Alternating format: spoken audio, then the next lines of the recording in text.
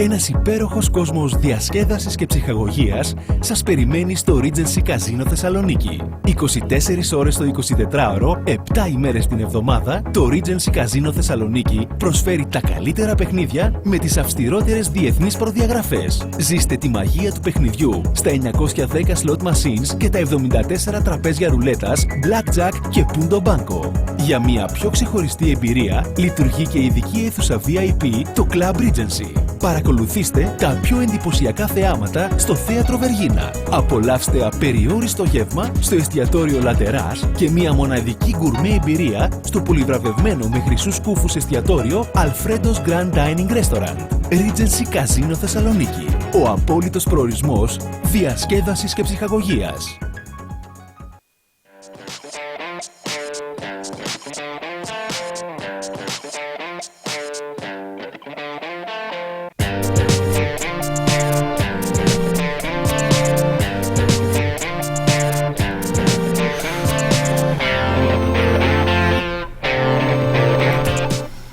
Καλησπέρα και καλώς ήρθατε και απόψε στην παρέα του FatGames, στην μεγάλη παρέα του διαδικτύου που έχει αρχίσει και συγκεντρώνει την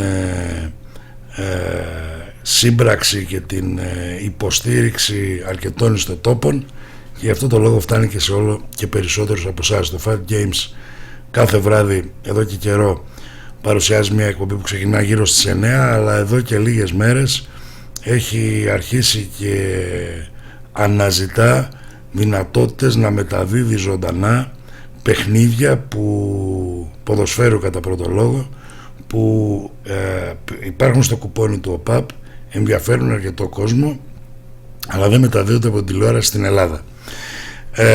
Ξεκινήσαμε με το παιχνίδι της Ελλάδας με την Τουρκία, το φιλικό που έγινε στην Τουρκία. Συνεχίσαμε με παιχνίδια από Δανία και Βραζιλία και σήμερα θα κάνουμε μια προσπάθεια να μεταδώσουμε, ελπίζω ότι θα πάνε όλα καλά, ένα παιχνίδι υψηλού ενδιαφέροντος, τον αγώνα της Middlesbrough με την QPR για την Αγγλική Championship που ξεκινά στις 10 παρατέταρτο. Ελπίζω ότι θα είμαστε έτοιμοι να συνδεθούμε σωστά, να κάνουμε την μετάδοση και αυτού του παιχνιδιού, να πάνε όλα καλά και τις επόμενες μέρες να σας ανακοινώσω τον τρόπο με τον οποίο θα κυλά το πρόγραμμα, το καθημερινό ζωντανό πρόγραμμα του FatGames, τόσο στον καινούριο δικό του ιστότοπο, το fatgames.tv, όσο στο FatGames on YouTube, στο κανάλι δηλαδή του FatGames στο YouTube, αλλά και στους διάφορους άλλους ιστοτόπους που αναμεταδίδουν τις ζωντανές εκπομπές, site και blogs δηλαδή, φίλων και συνεργατών και ανθρώπων που έχουν όρεξη να συμβάλλουν σε κάτι το οποίο ξεκίνησε τώρα και οι οποίοι το κάνουν με πολύ μεγάλη επιτυχία και τους ευχαριστώ πάρα πολύ.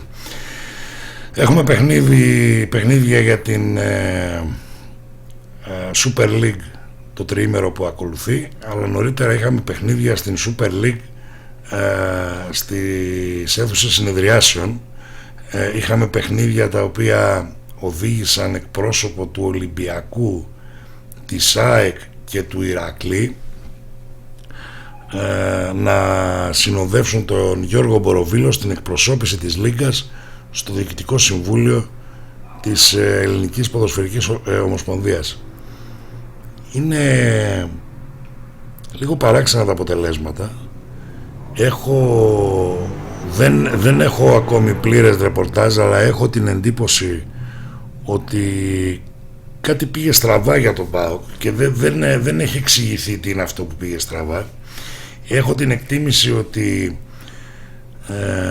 δεν μέτρησε καλά τις δυνάμεις και τις δυνατότητες εκπροσώπησης του ΠΑΟΚ στο Διοικητικό Συμβούλιο της ΕΠΟ.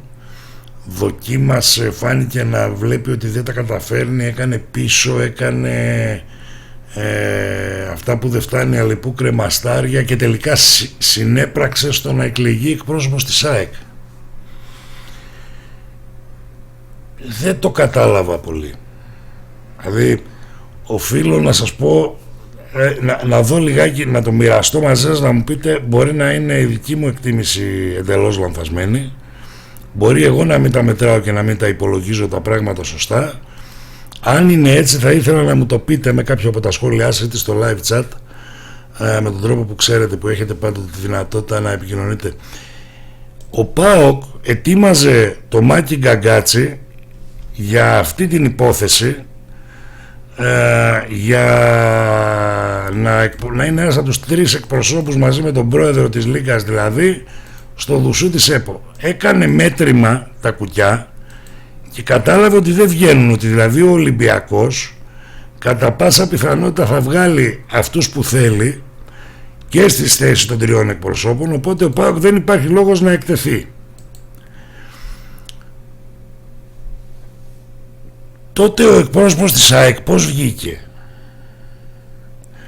Δηλαδή ο Ολυμπιακός άφησε μια θέση ελεύθερη για αυτούς που είναι εκτός συστήματος κατά πάσα πιθανότητα τελικώς, αλλά αυτός που προτάθηκε και υποστηρίχθηκε δεν ήταν εκπρόσωπος του ΠΑΟΚ, αλλά ήταν της ΑΕΚ.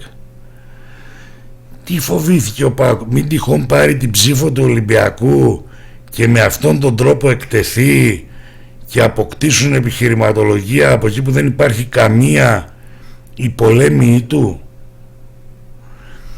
Δεν κατάλαβα τον χειρισμό της υπόθεσης της εκπροσώπησης της Λίγκας στην ΕΠΟ, και αν κάποιος το έχει καταλάβει και μπορεί να μου το εξηγήσει και εμένα, θα με βάλει σε πολύ μεγάλη υποχρέωση, γιατί νιώθω ότι υπάρχει κάτι που το καταλαβαίνουν όλοι και εγώ είμαι ο μαλάκας που δεν το παίρνω χαμπάρι. Πώς γινόταν, πώς γεννέν να βγει ο εκπρόσωπος της ΑΕΚ αλλά να μην μπορούσε να βγει ο εκπρόσωπος του ΠΑΟΚ? Είχε ο Ολυμπιακός έτοιμο υποψήφιο, αλλά επειδή ο ΠΑΟΚ έκανε πίσω και ο Ολυμπιακός και βγήκε τελευταία στιγμή το θέμα ΑΕΚ? Ή πιάστηκε κορόιδο ο ΠΑΟΚ και μία θέση εκτός συστήματος που θα μπορούσε να την έχει εκείνος τελικώς βρέθηκε να την έχει η ΑΕΚ? Δηλαδή ποιος ξεγέλασε ποιον, ποιος ευνηδίασε ποιον και εν τέλει ποιος αυτοευνηδιάστηκε σε αυτή την υπόθεση? Πολύ θα ήθελα κάποια στιγμή να το μάθουμε. Φαίνεται ότι είναι πολύ νωρίς για να συμβεί αυτό. Ίσως αργότερα, στις επόμενες μέρες, που θα αρχίσει να ξεκαθαρίζει παραπάνω η κατάσταση. Εγώ πάντως έμεινα λίγο ανόητος, έτσι αισθάνομαι, ότι έμεινα λίγο ανόητος. Υπάρχει παιχνίδι για τον ΠΑΟΚ την Κυριακή, όπως πάντοτε θα το μεταδώσει και το ράδιο Θεσσαλονίκη με τον Γιώργο Κουβεντίδη στην περιγραφή και εμένα στο σχολιασμό. 3 η ώρα το μεσημέρι της Κυριακής ο ΠΑΟΚ υποδέχεται τον Πανετολικό. Παρά τις όποιες απουσίες και παρά τα όποια πήγαινέλα και παρά τα όποια ζητήματα, ο Τούντορ φαίνεται ότι γυρίζει στο 3-4-3 και με αυτούς που έχει επιστρέφει στο σχηματισμό με τον οποίο ξεκίνησε να παλεύει μέσα στη σεζόν. Το παιχνίδι έχει πολύ μεγάλο ενδιαφέρον και κρύβει και πολύ μεγάλες παγίδες. Αυτή είναι η γνώμη μου. Ο ΠΑΟΚ με προπονητή το Ματζουράκι σπανίως καθαρίζει εύκολα τις δουλειές του, αντίπαλο προπονητή το Ματζουράκι, και η στιγμή βεβαίως μαζί με τις απουσίες, τους τραυματισμούς, τη τιμωρία του Τζαβέλα και το γεγονός ότι άλλοι γυρίζουν από τραυματισμούς, άλλοι φεύγουν για τραυματισμούς και η ομάδα ακόμα δεν έχει κατορθώσει να φτιάξει μόνιμη χημεία στην οποία να μπορεί να βασιστεί, γεννά πολλά ερωτηματικά. Θα κάνουμε 2 λεπτά διαφημιστικό υποχρεωτικό διάλειμμα.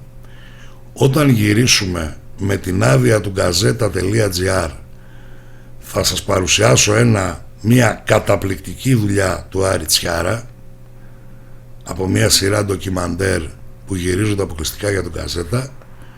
Θα το παρουσιάσω και θα φύγουμε αμέσως μετά τρέχοντας να πάμε στην Αγγλία να παρακολουθήσουμε ζωντανά για το πρωτάθλημα της δεύτερης στη σειρά κατηγορία της Αγγλίας, της γνωστής Championship δηλαδή, δύο ομάδες που συχνά πυκνά τις έχουμε συναντήσει στην ιστορία τους στη μεγάλη κατηγορία, τη Middlesbrough να υποδέχεται την Queen's Park Rangers.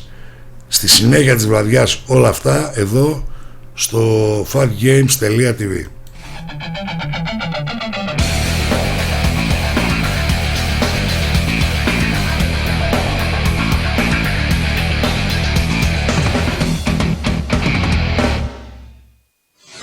Υποψία κινδύνου. S4 σε ετοιμότητα. S4 Premium Security Services. Κλειστά κυκλώματα, συστήματα ασφαλείας, πυρανίχνευσης, ελέγχου πρόσβασης, ασφάλεια προσώπων. S4 Λεωφόρος Ολυμπιονικών 302, Νέο Ψυχικό Αθήνα. Αναγεννήσεως 52, Θεσσαλονίκη. Τηλέφωνο 2310 500 230. s4security.gr. Δύναμή μας, οι άνθρωποι μας. Ένας υπέροχος κόσμος διασκέδασης και ψυχαγωγίας σας περιμένει στο Regency Casino Θεσσαλονίκη. 24 ώρες το 24ωρο, 7 ημέρες την εβδομάδα, το Regency Casino Θεσσαλονίκη προσφέρει τα καλύτερα παιχνίδια με τις αυστηρότερες διεθνείς προδιαγραφές. Ζήστε τη μαγεία του παιχνιδιού στα 910 slot machines και τα 74 τραπέζια ρουλέτας, blackjack και punto banco. Για μια πιο ξεχωριστή εμπειρία, λειτουργεί και ειδική αίθουσα VIP, το Club Regency. Παρακολουθήστε τα πιο εντυπωσιακά θεάματα στο Θέατρο Βεργίνα. Απολαύστε απεριόριστο γεύμα στο εστιατόριο Λατεράς και μια μοναδική γκουρμέ εμπειρία στο πολυβραβευμένο με χρυσούς κούφους εστιατόριο Alfredo's Grand Dining Restaurant. Regency Casino Θεσσαλονίκη. Ο απόλυτος προορισμός διασκέδασης και ψυχαγωγίας. Εδώ είμαι και πάλι και είμαι έτοιμος να σας παρουσιάσω για μια σπάνια φορά τη διαδικασία, το χόμπι, την αγάπη, τη λατρεία, την τρέλα που έχουμε εμείς όλοι με το ποδόσφαιρο από την οπτική γωνία του διαιτητή. Ένα ολιγόλεπτο, φανταστείτε η ώρα είναι 9:32 και θα είμαστε πίσω πριν τις παρατέταρτο. Ένα ολιγόλεπτο εξαιρετικό ντοκιμαντέρ, ετοίμασε ο Άρης Τσιάρας για λογαριασμό του Γκαζέτα TV και με ειδική άδεια το FatGames TV σήμερα το προβάλλει. Μόλις αφού τελειώσει η εκπομπή και μετά, πέρα από εδώ θα μπορείτε να το βρείτε αποθηκευμένο βεβαίως και στο Γκαζέτα TV. Πάμε λοιπόν να δούμε όλοι μαζί την οπτική γωνία ενός προσώπου συνήθως ιδιαιτέρως απεχθούς ή μισητού ή όπως θέλετε πείτε το σε όλους εμάς, να δούμε τη δική του οπτική γωνία για τα πράγματα, να δούμε πώς εκείνος αντιλαμβάνεται όλα αυτά που συμβαίνουν και που εμείς έχουμε κατασταλαγμένη άποψη και να έχουμε αφορμή για να τα συζητήσουμε. Γκαζέτα TV λοιπόν, Γκαζέτα Doc και Άρης Τσιάρας. Ο Έλληνας διαιτητής ζούσε και ζει σε ένα περιβάλλον αμφισβήτησης, καχυποψίας και προκατάληψης. Αυτή είναι η ιστορία του.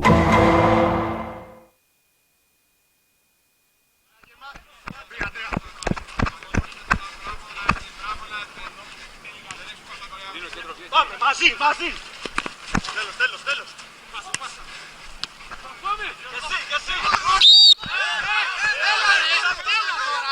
Τέλος! Τέλος, εδώ είναι!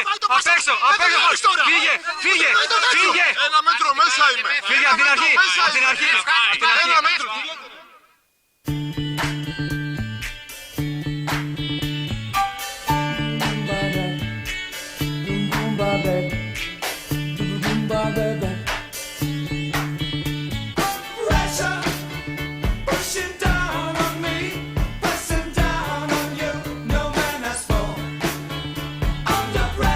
Λένε ότι μεταξύ της δικαιοσύνης και της απονομής δικαιοσύνης υπάρχει ένας ολόκληρος κόσμος που τις χωρίζει. Το να κόψεις το καρπούζι στη μέση είναι μια δύσκολη και πολλές φορές δυσάρεστη δουλειά. Όμως κάποιος πρέπει να την κάνει. κάποιος διατεθειμένος να γίνει στόχος, να γίνει δικαιολογία, να γίνει φταίχτης. Η αλήθεια είναι πως η ιδιότητα του διαιτητή στη χώρα μας κουβαλά στίγμα, όχι και άδικα. Στην ίδια χώρα όμως είναι που τα χλωρά καίγονται με τα ξερά και ας θέλουν μερικές φορές απλώς να αποδώσουν δικαιοσύνη.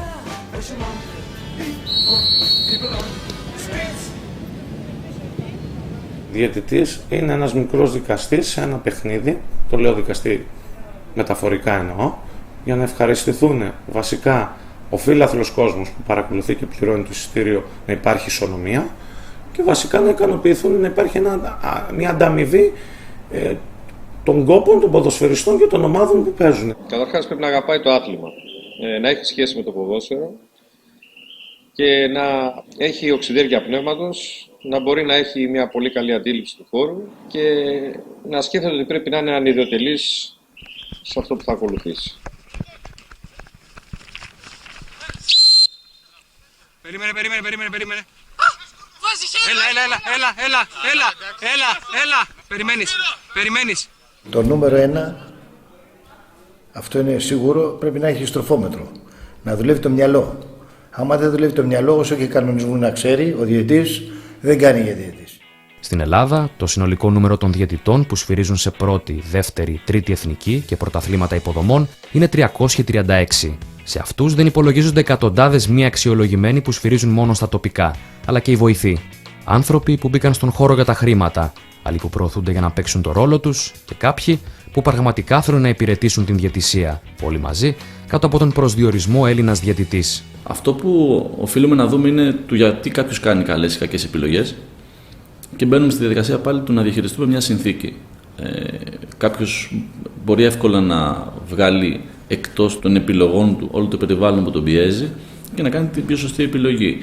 Έχει να κάνει και με το σε τι εστιάζει ο καθένας. Αν με ενδιαφέρει πάρα πολύ του να μην κάνω λάθος και σκέφτομαι να μην κάνω λάθος, συνήθως κάνει λάθος. Γεωργιάδη, ωραία. Ο τελευταίος είναι στην περιοχή, σπρώχνεται. Πέναλτι και όλος ο Πανιώνιος επάνω του. Διαμαρτύρονται σε αυτό το πέσιμο που δεν έδειχνε να είναι ανατροπή. Δεν ξεχνιέται το λάθος. Και άμα είναι σοβαρό το λάθος, δεν μπορεί να το ξεχάσεις. Το μυαλό σου θα τριγυρίζει εκεί, μην ξανακάνεις πάλι το ίδιο λάθος. Τώρα, όσον αφορά για μένα, επειδή έτσι το θίξατε, ήταν μια φάση η οποία ακόμα και σήμερα είναι ερμαφρόδιτη. Το πρώτο σφύριγμα και η πρώτη σκέψη ενός διαιτητή είναι η πιο σωστή απόφαση. Αν αφήσεις να περάσουν δευτερόλεπτα, χάνεις το σφύριγμα και αλλοιώνεις και την απόφαση.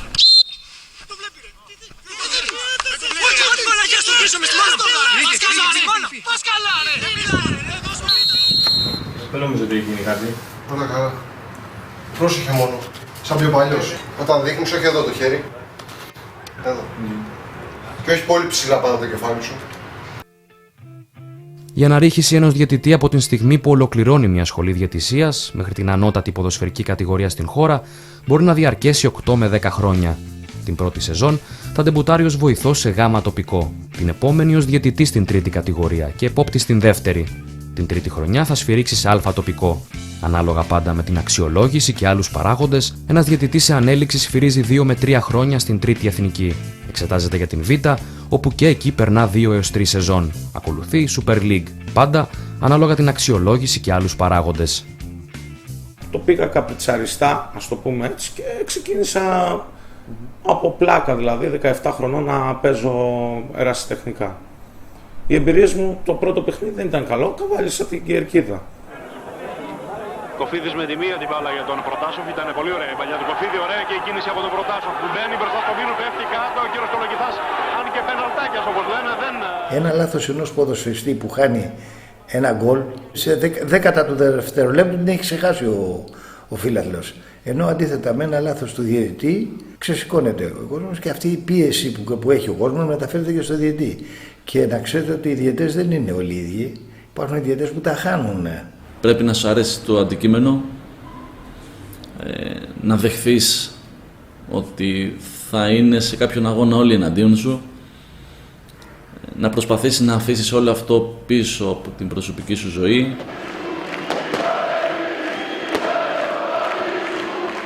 Τα μεγάλα λάθη τα έκανα σε άδεια γήπεδα. Δεν μου έκανε αίσθηση, δεν μου έδινε την όθηση να τρέξω, να κάνω. Είχα ένα εφησυχασμό. Σε γεμάτα γήπεδα και με ένταση, όπως λέμε την ποδοσφαιρική έννοια, με έφτιαχνε αυτό το πράγμα. Ένας διαιτητής ο οποίος έχει πείρα, έχει σπηρίξει αρκετά παιχνίδια, ακούει την εξέδρα? Όχι. Συμμετέχει στο παιχνίδι. Παρακολουθεί ποδόσφαιρο.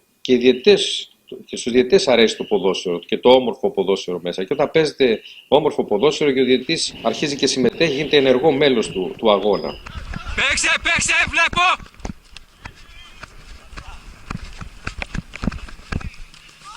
Παίζει! Πάμε! Εκτός από την χαρά του αθλήματος, όσο την αξιολογεί ο καθένας, για τους διαιτητές υπάρχουν και σημαντικά οικονομικά κίνητρα. Κάποιος που σφυρίζει στην Super League αμείβεται με 1.560 ευρώ ανά μάτς. Ο διαιτητής στην Football League εισπράττει 400 και στην τρίτη εθνική 100 ευρώ το παιχνίδι. Στα τοπικά, ανάλογα με την ένωση που ανήκει, η αμοιβή κυμαίνεται στα 20 με 30 ευρώ. Στην περίπτωση δε, που κάποιος διαιτητής χρηστεί διεθνής, έχει λαμβάνει περίπου 5.000 ευρώ για κάθε αγώνα Champions League και περίπου 3.000 ευρώ για κάθε αγώνα Europa League. Για πολλούς, υπερβολικά ποσά. Για άλλους, φυσιολογικά. Για κάποιον που εισπράττει πίεση, λεκτική και πολλές φορές σωματική βία και που καλείται να είναι δικαστής, αστιφύλακας και ψυχολόγος. Και ας το βλέπω. Σας το λέω αυτό και σας απευθύνομαι πια προς όλους τους ποδοσφαιριστές. Θέλω να βγούμε έξω και με μία λέξη, να διασκεδάσουμε τον κόσμο. Εάν έχετε την εντύπωση κάποιος από εσάς ότι δεν θέλει να βγει έξω, να μην βγει. Δεν μπορεί να είναι όλοι οι παίκτες το ίδιο. Υπάρχουν οι μάγκες, οι τσαμπουκάδες, οι καλοί, οι ήρεμοι κλπ. Έβλεπα λοιπόν ποιος είναι ο αρχηγός. Τι είναι, δύσκολος. Αυτό έπρεπε να το φέρω με τα νερά μου.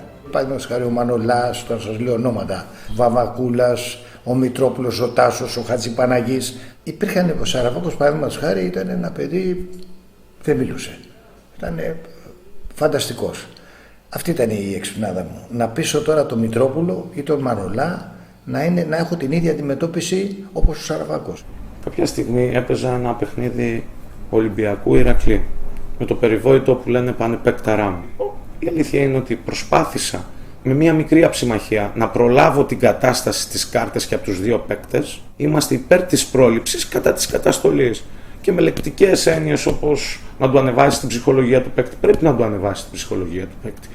Και ο παίκτης έχει πίεση, δεν έχει μόνο ο διαιτητής. Ο καλός διαιτητής πρέπει να είναι ψυχολόγος.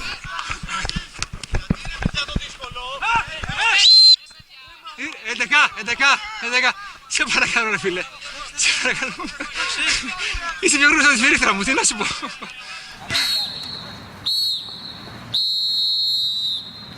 Κι όμως, το επάγγελμα του διαιτητή δεν συγκαταλέγεται σχεδόν σε καμία λίστα με τα πιο μισητά επαγγέλματα του κόσμου. Κι ας είναι ο άνθρωπος που εγγυημένα ακούει τα εξαμάξεις σε όλα τα γήπεδα κάθε εβδομάδα. Ίσως ο διαιτητής να είναι ο άγνωστος ψυχαναλυτής μας. Ίσως και να τον αντιπαθούμε για όλους αυτούς που συμβολίζει. Ίσως τελικά να τον αγαπάμε κιόλας. Ή τουλάχιστον να αγαπάμε το να τον μισούμε. Ένα γκολ στο 90 μακριά είναι όλα.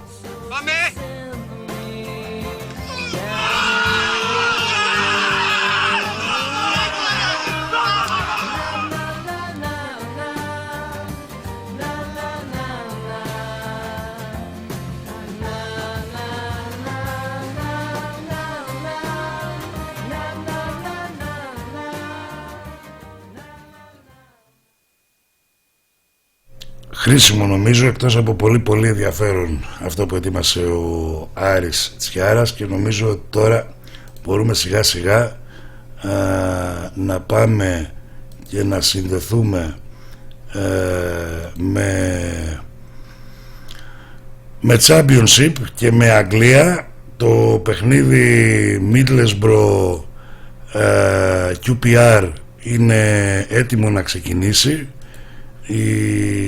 Το FatGames TV θα κάνει μια προσπάθεια να κουβαλήσει στις οθόνες σας ενδιαφέροντα μάτς με σημασία στοιχηματική από ενδιαφέροντα πρωταθλήματα που δεν μεταδίδονται από την ελληνική τηλεόραση, και σε μετάδοση live stream να τα φέρει στις τηλεοράσεις σας. Ξεκινήσαμε όπως σας είπαμε το Τουρκία-Ελλάδα, το φιλικό παιχνίδι προ λίγων ημερών. Μεταδώσαμε παιχνίδια από τη Δανία και τη Βραζιλία, το Γκοΐα Φλουμινένσε, ποιο ήταν χθες. Και σήμερα θα κάνουμε μια προσπάθεια να μεταδώσουμε ένα ακόμα παιχνίδι από ένα ενδιαφέρον πρωτάθλημα όπως είναι αυτό της Championship στην Αγγλία, που δεν μεταδίδεται στην Ελλάδα, που δεν υπάρχουν δηλαδή τηλεοπτικά δικαιώματα για την Ελλάδα. Καλή τηλεθέαση, μείνετε εδώ, η σέντρα είναι σε πολύ λίγο.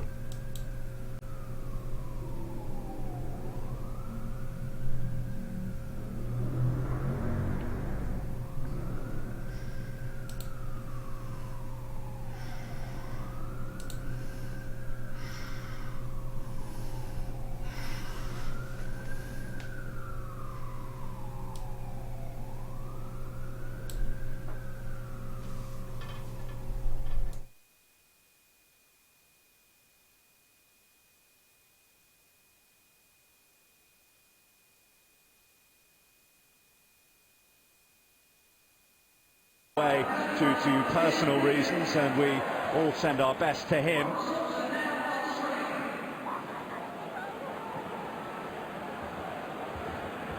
Well, it's been a long 2 weeks for Middlesbrough Knights Karanka, a little bit of soul searching. They're still very handily poised at the top of the table, but the joint worst defeat of the tenure of the Spaniard Aita Karanka here at the Riverside gave him plenty of thinking to do. Before we get underway here, there will be a period of silence to pay tribute to those who lost their lives in the Paris atrocities.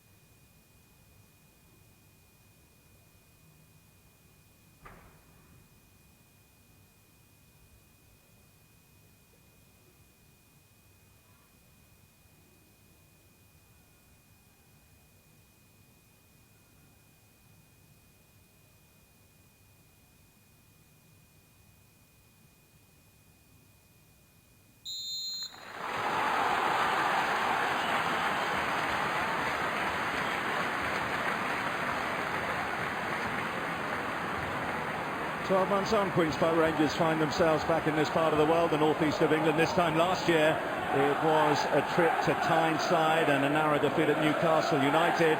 This evening, it's Teesside on a Friday night in the Sky Bet Championship, looking to pull off what would be, given the form coming into this match, an unlikely win. Their away form, Queen's Park Rangers, has been nothing short of lamentable. It's one of the main reasons that Chris Ramsey and Queen's Park Rangers parted company, and they come here to a Middlesbrough side who have lost here once this season but have only conceded 2 goals in the 8 games they play. Yeah, they have been, over the course of Aita Karanka's tenure, absolutely magnificent here at the Riverside. Talk about creating a fortress to give you the foundations for success. Well, he has certainly done that with his team in this stadium. It's a massive task facing Queen's Park Rangers here this evening if they're going to go away from this ground with anything. There's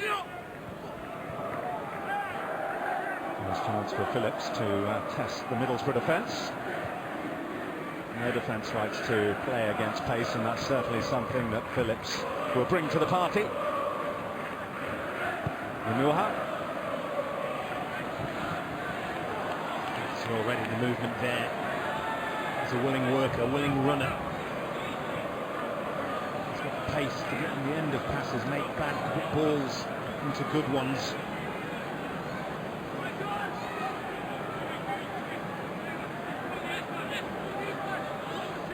Restored to the side tonight, takes the throw. Strong start would be very handy for the side from West London. Oh, Phillips finding space for the flick. No one quite on the same wavelength though, and it's cleared away by Ansu. Very early stages, but encouraging start. And the away team immediately getting Phillips involved. Drops into the box. Two alarm bells.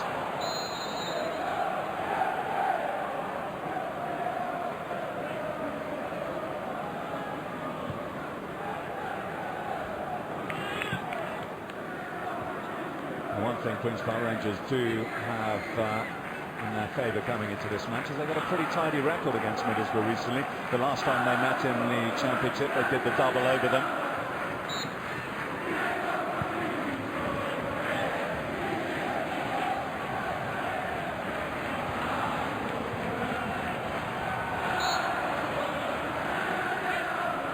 The referee tonight, Christopher Kavanagh, giving the home side a free kick.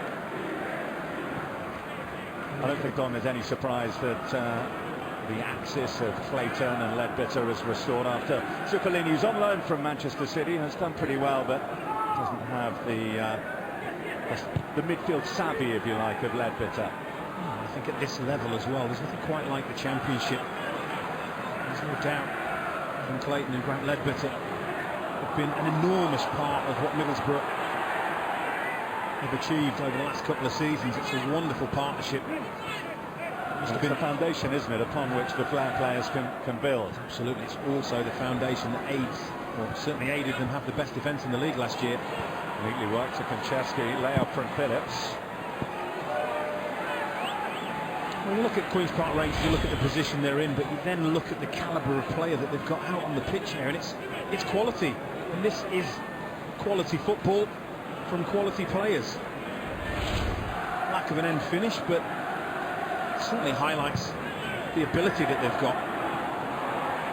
Newton just going a little early, he's been flagged offside.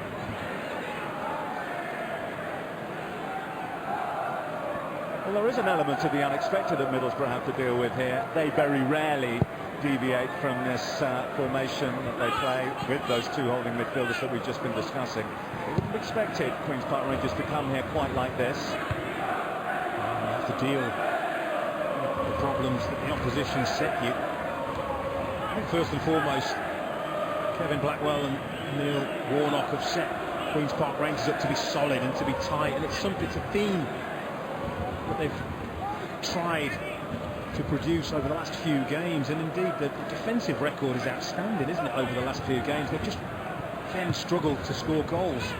It's almost like you get one part of the team right and it affects the other. They've got to find the right balance between scoring and not conceding. And a loose control will release Adoma, who's got plenty of space in which to run. Paul, who's been in excellent form for QPR, closing the door, but it's given away again. Will have to try and make amends, but it's Ensue here for Middlesbrough. Adoma, all across.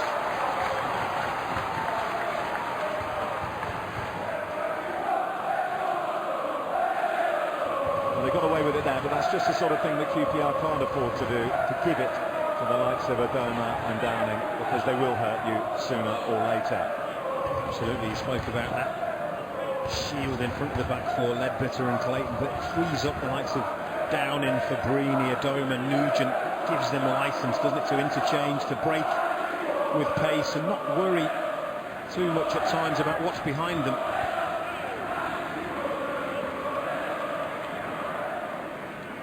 Middlesbrough so strong here at home. They haven't lost here since August. Something of a freak result against Bristol City. Haven't even conceded a goal here in 2 months since that 3-1 win against Brentford.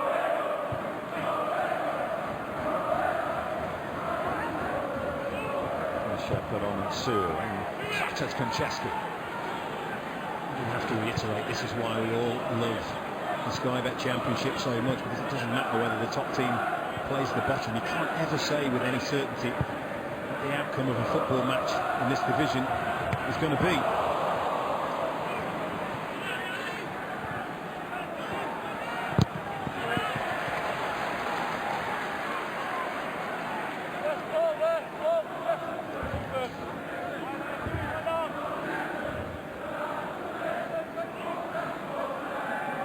Shocked, aren't they, by the 3-0 defeat away at Hull. Then it's known Hull City are one of the premier teams in this division, one of the form teams, but they have had the best defensive record, or certainly one of the best defensive records in this league whole of last season, at the start of this season as well. Just conceded 3 and a little bit.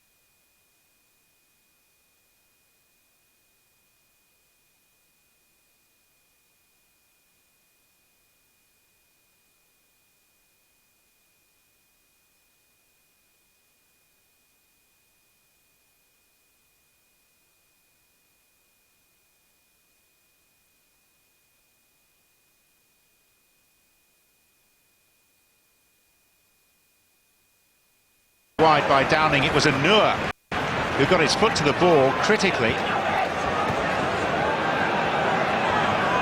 QPR caught square before Nugent could pull the trigger. The ball was removed from his presence. QPR owe a debt of gratitude to Nader Manur for that.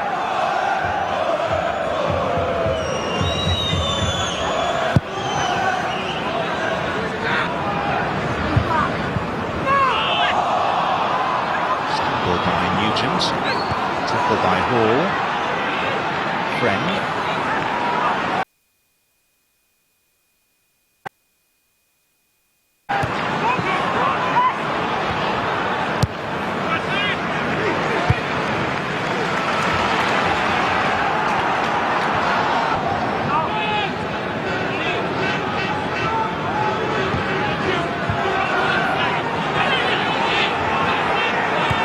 Gibson.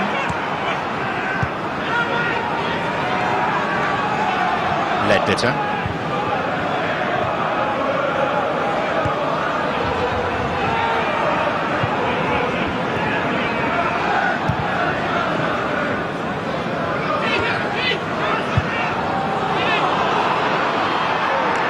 Well-timed advance by Rob Green. And adversaries he and David Nugent.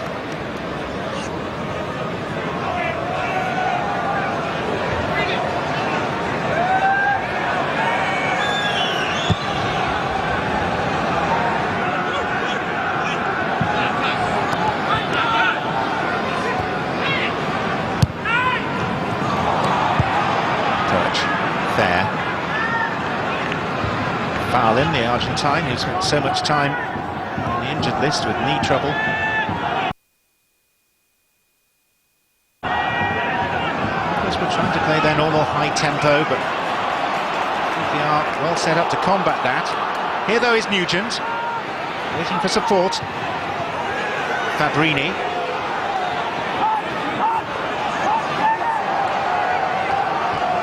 Again, Nugent. Fabrini.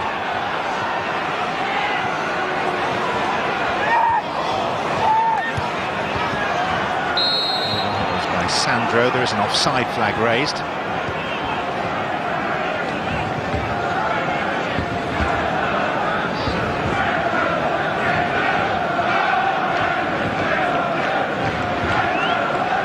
It's against Albert Adoma.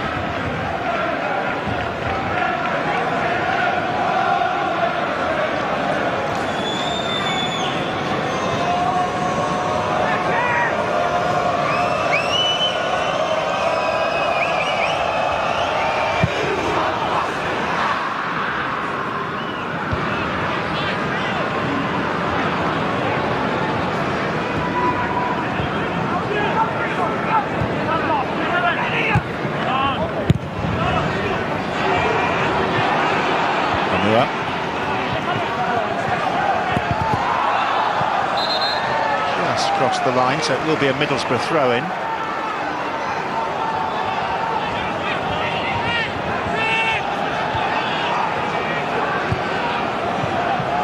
Diego Fabrini.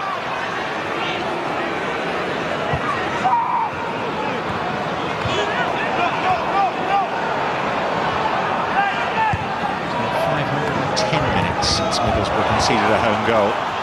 They might score one here. Here's Adoma! And it should have been the opener. QPR saved by the inside of a post. David Nugent got the touch, but not enough of a touch. It's a matter of fractions that he didn't hit the post and go in. Should have scored though.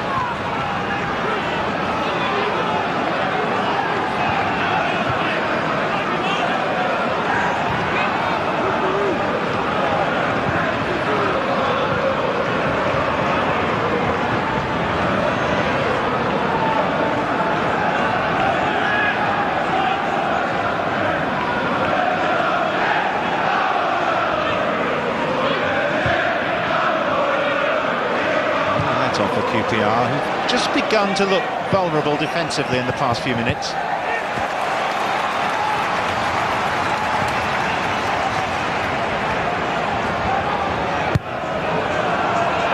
They're still lining themselves up. The corner's been taken.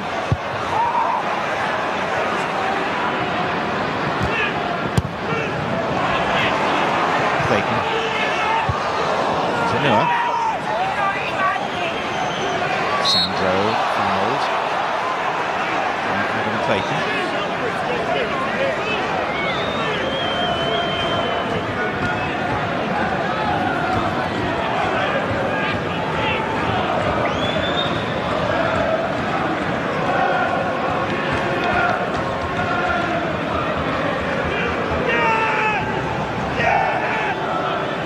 Would have backed him from there. No challenge.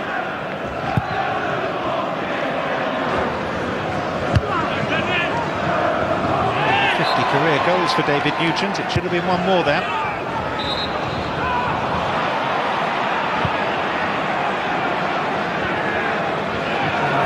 Really looking like scoring.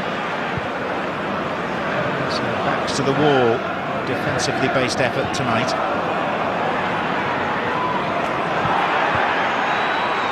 Nugent. He will pull it back for an earlier foul.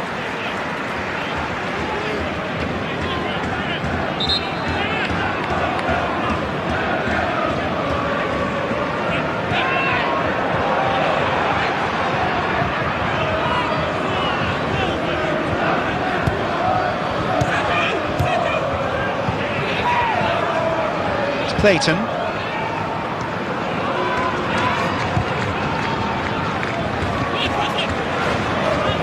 Downing. Fabrini. And then from Watford. Here's Nsue.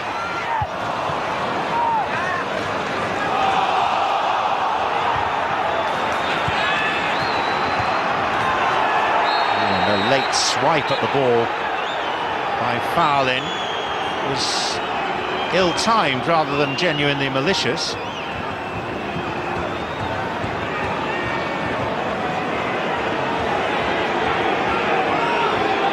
Just got there late. Trying to pull out of it by the end.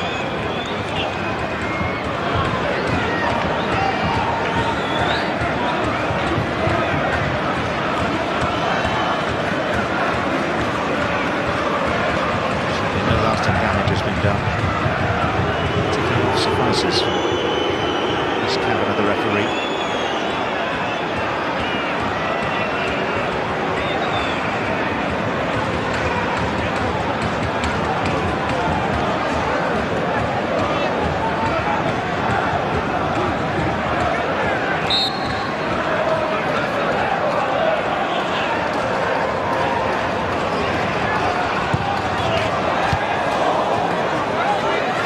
Nugent.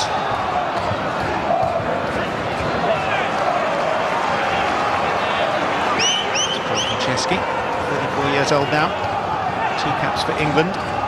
Nugent won the one for England and scored in a Euro qualifier against Andorra.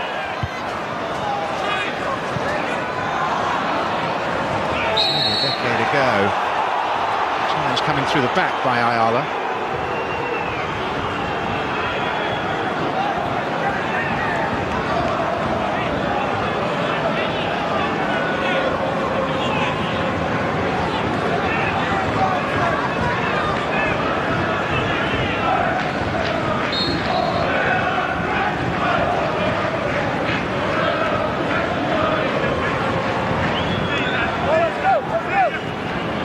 Konchesky.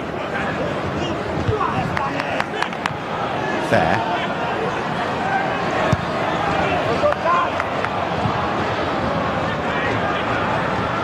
Tanua. Edged on to Sandro. Sandro trying his luck.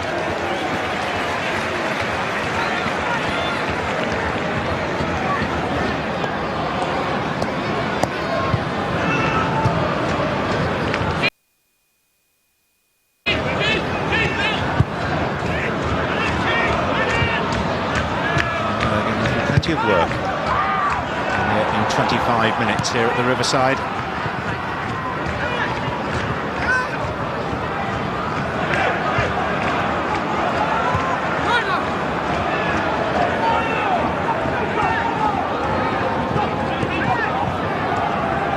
Fair. Phillips. Now Konchesky. It's a rare foray upfield for QPR. Not seen very much of the ball at all.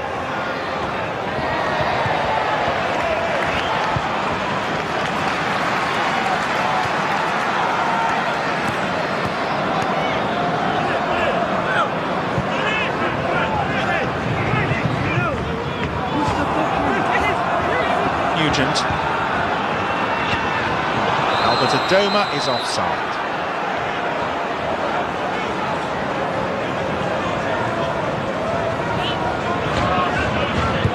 Middlesbrough should be in front. Nugent missed quite a sitter, then at least a very presentable opportunity. The ones playing the positive football.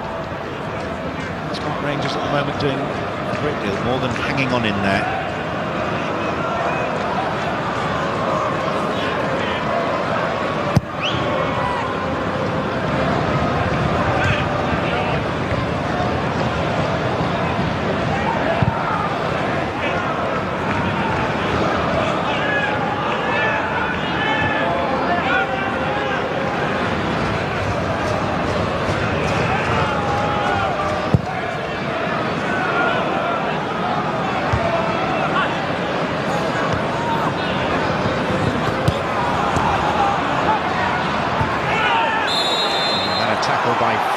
Sandro, that the referee doesn't like.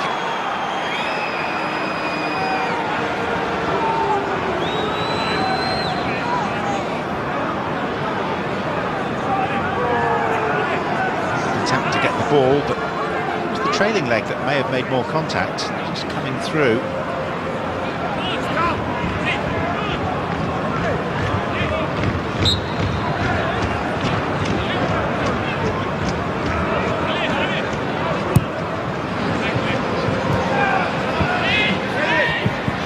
Henry.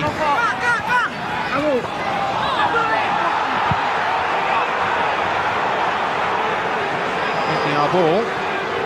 Not having the happiest of times at the moment. SU with assistant referee Greenhalgh.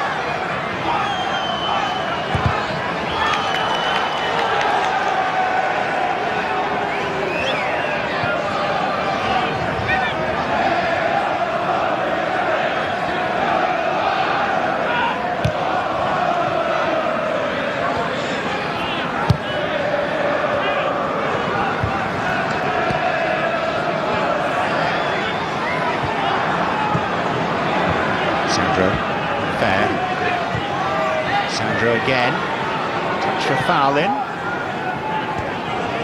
Now Yun, Konchesky.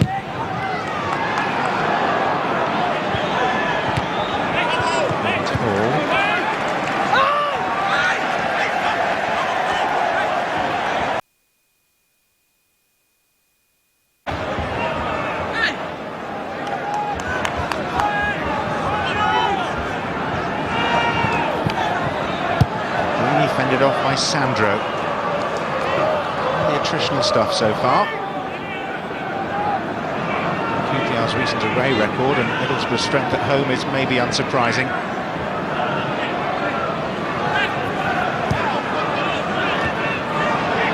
They have won 5 and drawn 1 of their last 6 home games. 5 of those 6 matches they haven't conceded a goal.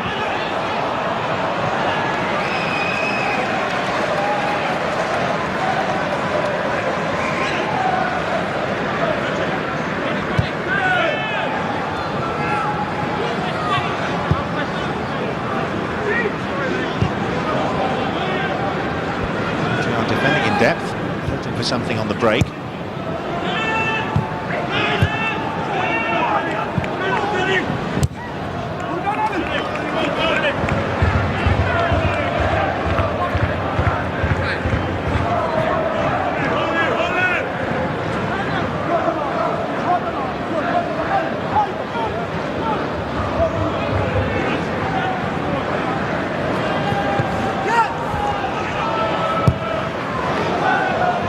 Ball by Downing, but it's come off, and this is Fred.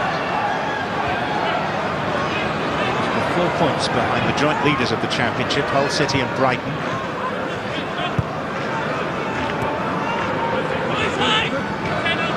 Burnley occupy third place and they entertain Brighton at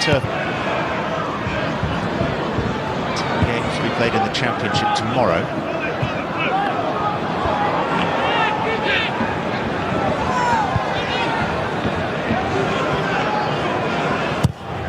Ayala.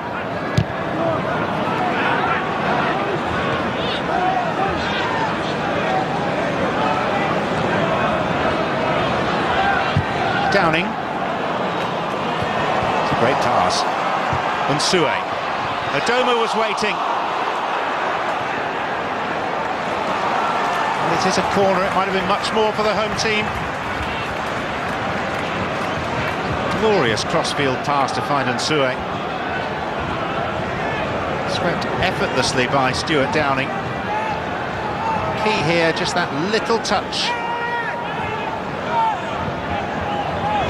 Grant Hall just to guide it away from Adoma. Middlesbrough asking all the questions. Fabrini. They are slow to react to the delivery of the corner.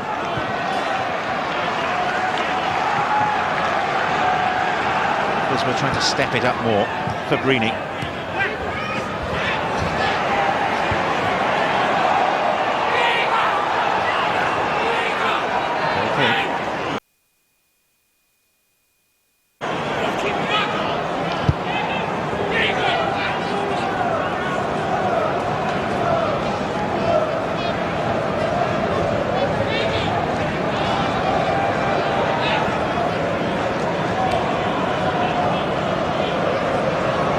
There might just have been a forelock. That was enough to put Adoma off. And Warnock in communication by phone from afar.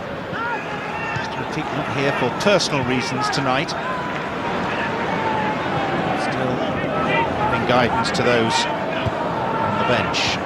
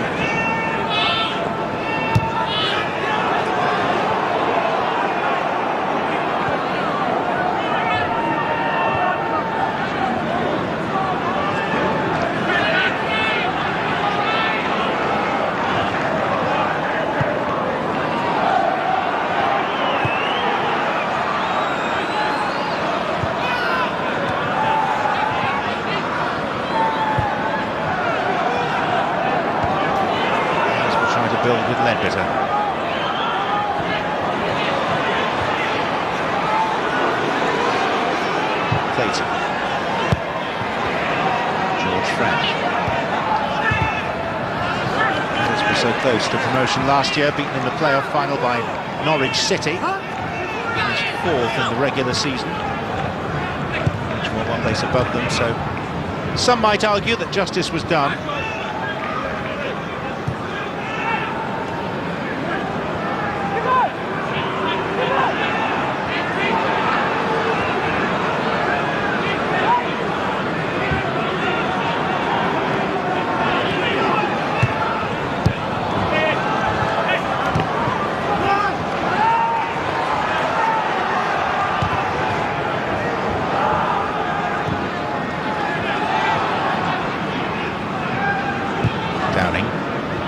Fabrini.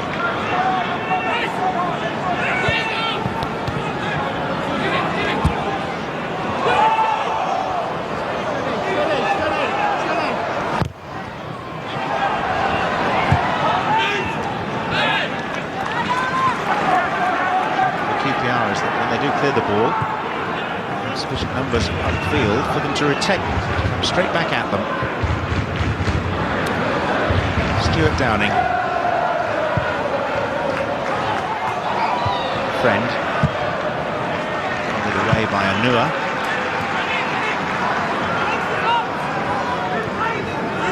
So far so good for Kevin Blackwell, the interim assistant manager.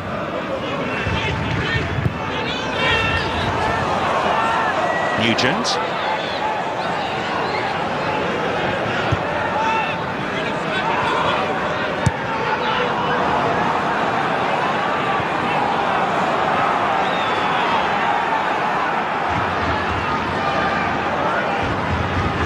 Fabrini.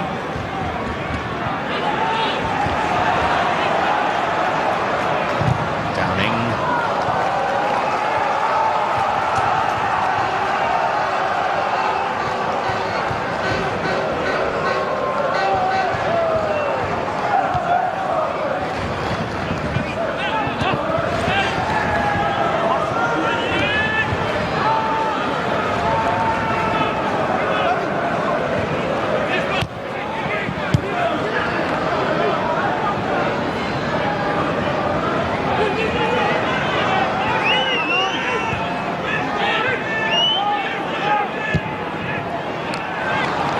Over-ambitious from Downing, whose role has changed over the years. He's now in his 30s. He was a flying winger. Still play wide. He did so on occasion for West Ham last season in the Premier League, but more often than not now he's deployed in a more central role with the licence to spray the ball around and dictate the play.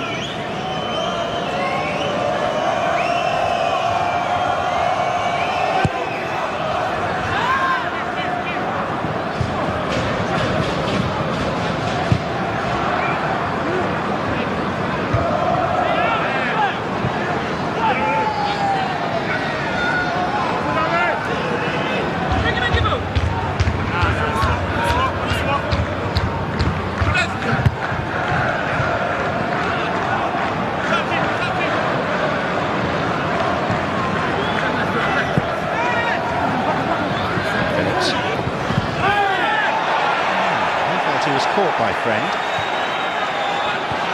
Unfortunately, the referee didn't. Here's Leroy Fair, and he's now dragged back. That may be a yellow card.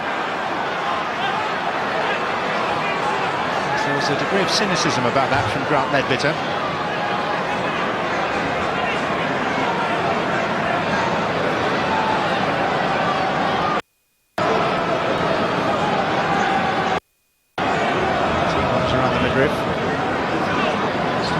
Away, it was one for the team.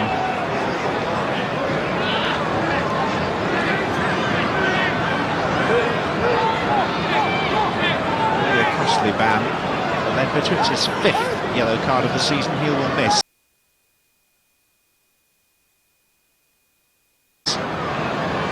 Middlesbrough's next game at Huddersfield in 8 days' time. It will be available. The League Cup quarter-final here against Everton the following Tuesday. It's been quite a defensive effort from Queen's Park Rangers so far. Chances to score themselves have been few and far between. Here's one. It's punched away by Konstantopoulos. Foul in that struck it.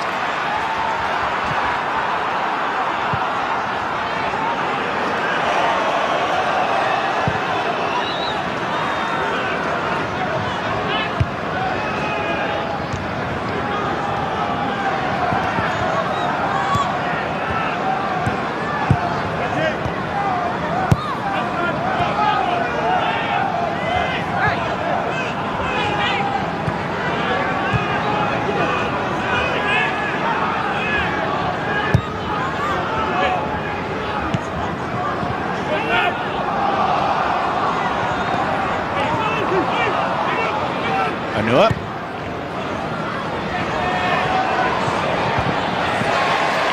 And the play by the long leg of Gibson. He's the nephew of the Middlesbrough chairman, serving Steve Gibson.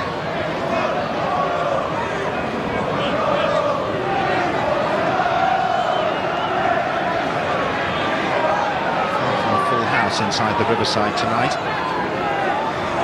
In the heyday, this was regularly full to its 34,000 capacity.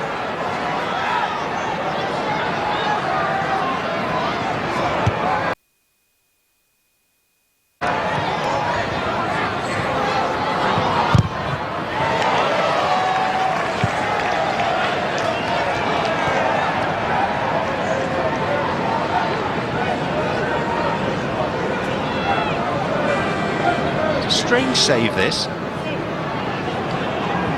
Stantopoulos would have thought could have caught.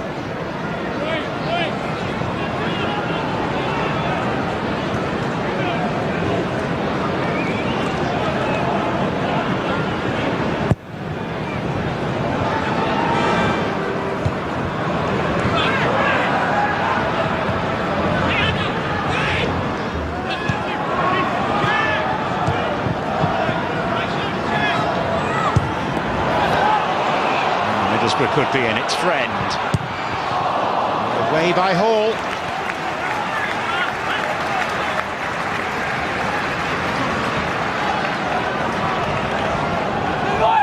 Maybe a case for an offside flag, but it wasn't raised.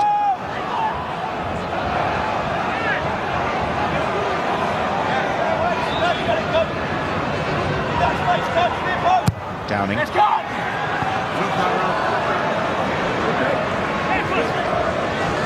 Collision there with Almadadoma, who lost a boot for a minute. Boot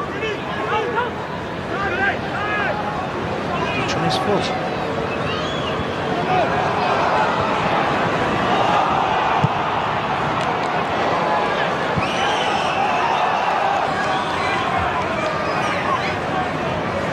Time is rapidly approaching. It's missed. Too many serious alarms for the visitors from London.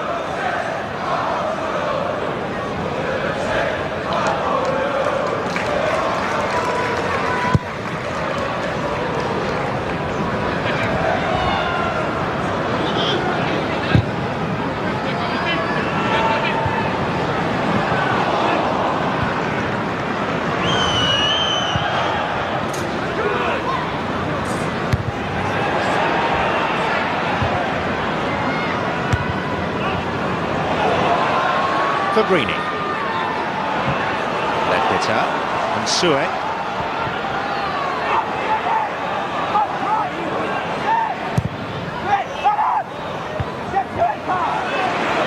Friend. Well, that was into the perfect area.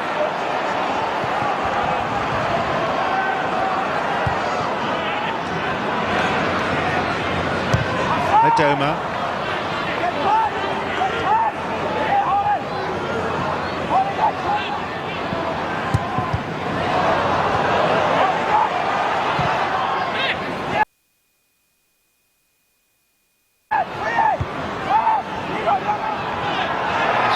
First half effort by QPR. We'll have to continue for a couple of minutes more to see them through. Expecting 2 minutes beyond the 45.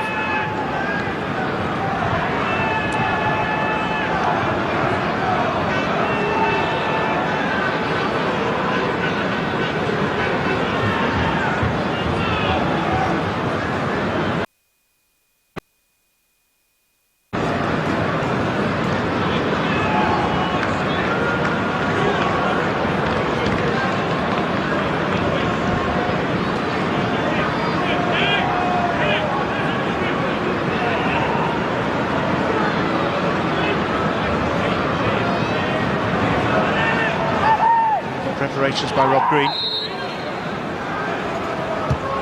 Ledbitter. Another corner.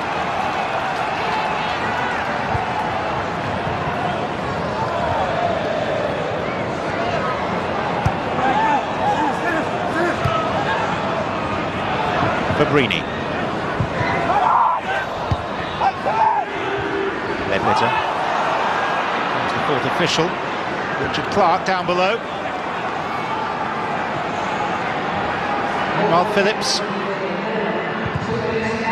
A corner for QPR as we head into the first of the 2 extra minutes.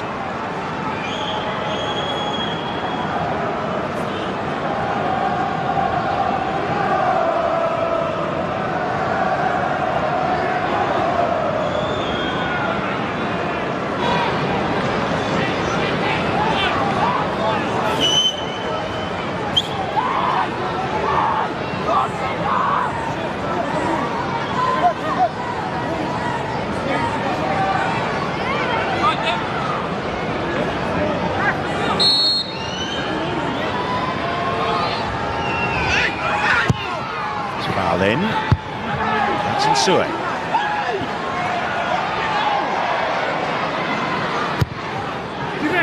Foul in, good take by Konstantopoulos, always the favourite for it.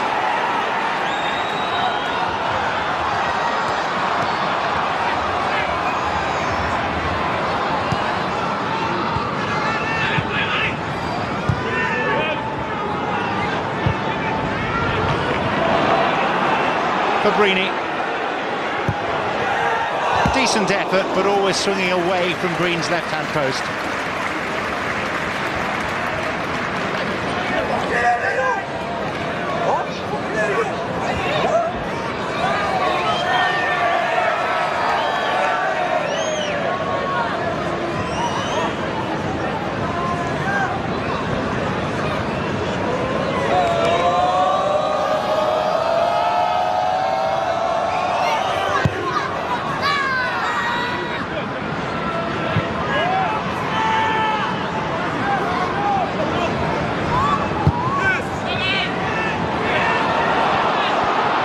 Final attack of the first half. And that, like most others before it, snuffed out fairly effectively by a visiting side, Queen's Park Rangers, who have limited ambition but plenty of determination. Nugent should have scored but didn't. So we reached the midway point of this opening Football League fixture of another championship weekend with a score that reads Middlesbrough 0, Queen's Park Rangers 0.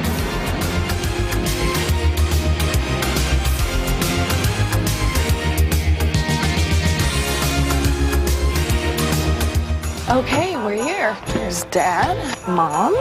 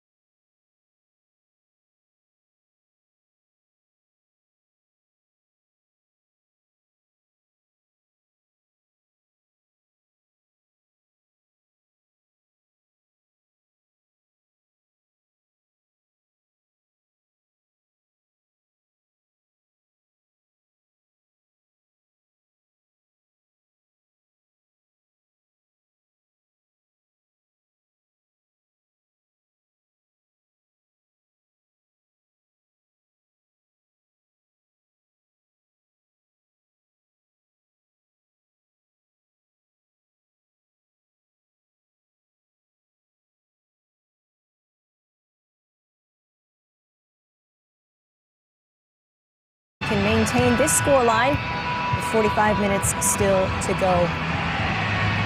Kevin Egan, what can Middlesbrough do to make a difference in the second half? Maybe a little more support for Nugent up front. Stuani is on the bench, of course, the Uruguayan who's been away with international duty. He has been a prolific player in his time, and I tell you one thing, he could add an awful lot this evening, looking for a little bit of creativity and a predator inside the area, and he could come in later in the match. He is fit to play. Just 3 goals this season so far. John is about 35 years of age. He's ventured all over the world, played for the likes of Real Madrid and Newcastle. As we get a closer look here at the Riverside, getting ready for the second half kick-off. QPR, like I mentioned, Kevin Blackwell will be pleased with the fight and the character from his team in the first half. It hasn't been an easy time for QPR. Chris Ramsey getting the sack. Neil Warnock coming in as interim manager, does not want to continue the role, so he's only here for the next couple of games. They play Leeds next, which won't be an easy match either. Is that, when you're in between managers at this point, and you have Middlesbrough today, and as you say, Leeds coming up, is that the best case scenario to kind of sit back, hold on for the points, wait for the new management system to come in, and then work on gathering those points for the rest of the season? Yeah, and I think it's a case of personnel right now as well, and knowing and playing to your strengths as a team. Without Charlie Austin in the team, it is a little bit more difficult for them. All right, looks like we're getting ready for second half kickoff from the Riverside. Enjoy. We will be back at the end of the game. Here's John Champion. To the Riverside Stadium, 0-0 at half-time. This opening championship fixture of another weekend between Middlesbrough and Queen's Park Rangers. Middlesbrough in the red, QPR therefore in the blue. Rearguard action from the visitors. Middlesbrough hit the post, didn't carve out as many clear scoring opportunities as they would have wished. The whistle of the match referee, Chris Kavanagh, gets us underway again.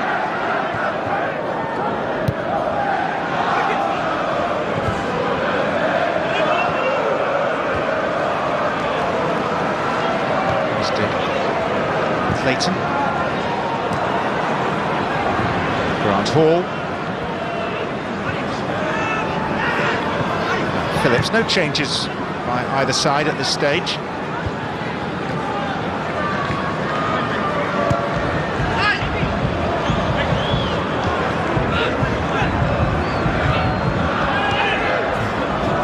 Andrew Farlin, Paul Konchesky.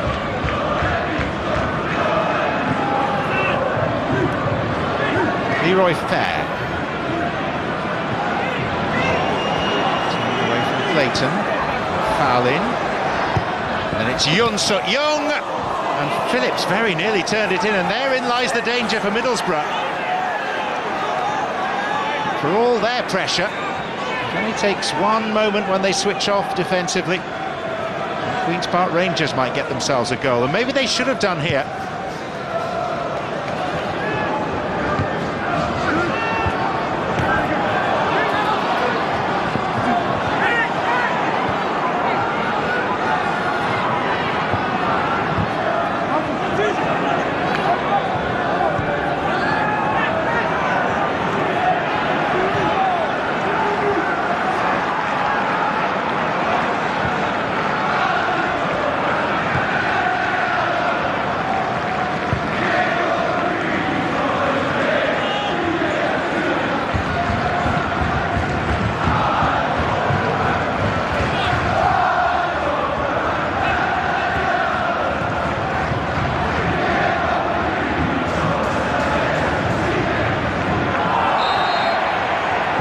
Position to give the foul.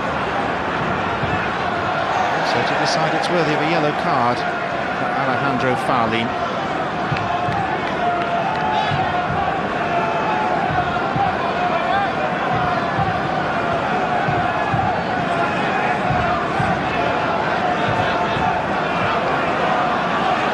Albert Adoma. Fabrini.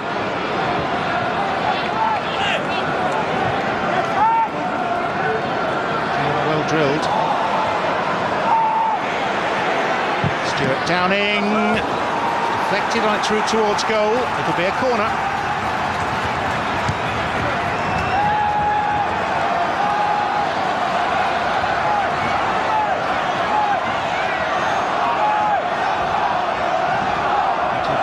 shot away, it came with Konchesky.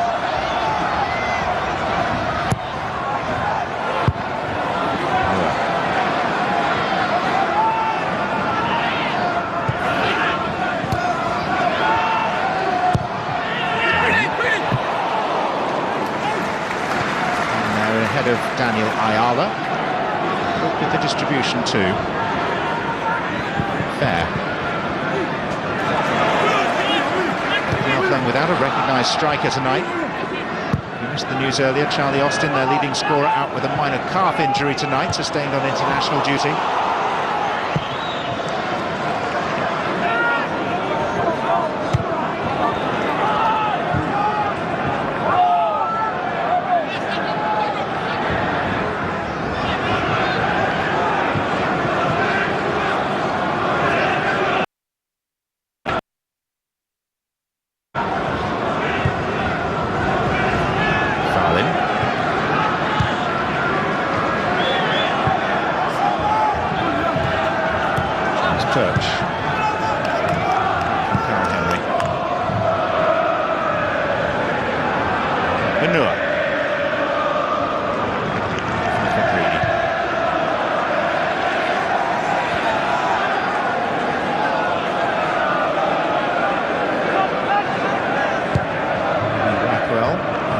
Of affairs QPR on the touchline with Neil Warnock absent for personal reasons. The second game since the dismissal of Chris Ramsey. Their first ended 0-0 at Preston. With another 0-0, trying to make it better than that, he might just do. And then the shooting opportunity falling to Fair, and he doesn't get the requisite power. Two opportunities for QPR to score in the opening 5 minutes of the second half.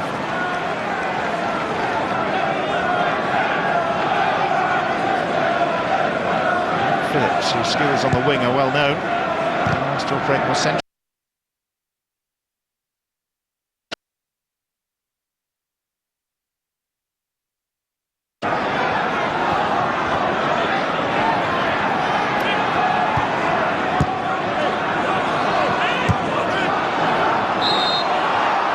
Offside is the decision. Further frustration for Middlesbrough.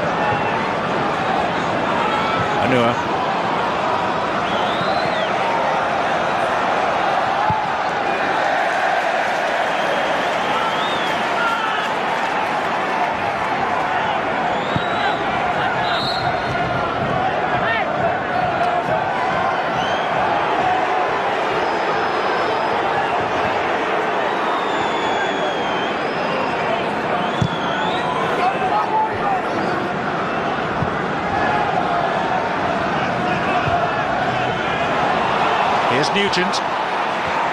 Just too strong for him.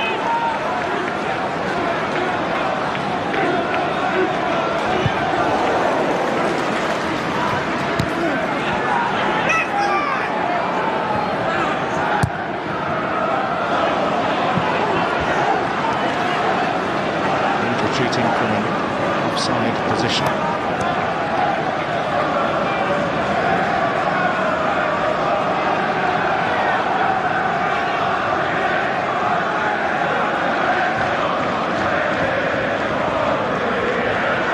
Phillips.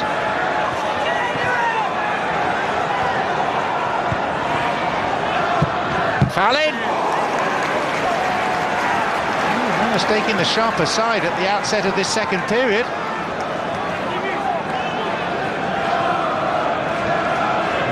Middlesbrough.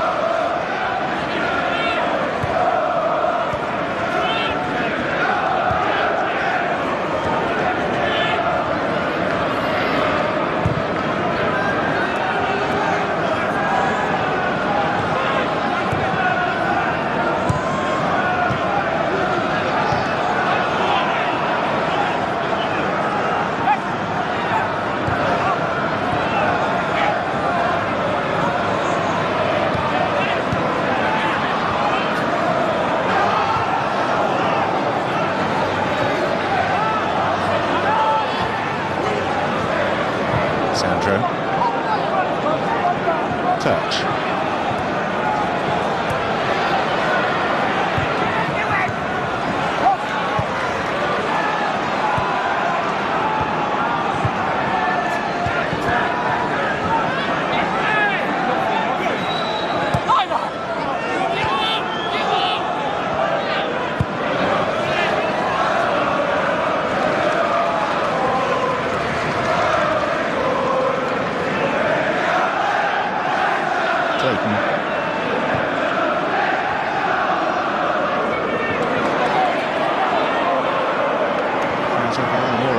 As they're without two of their leading lights, Charlie Austin and Junior Hoylett again offside against David Nugent.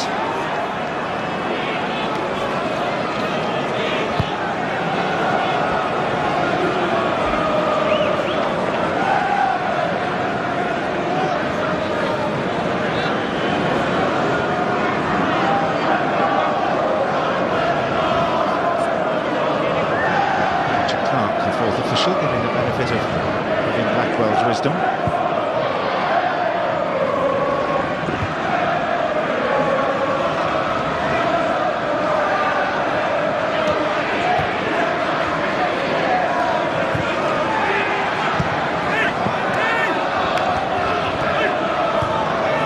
Sandra to Fair.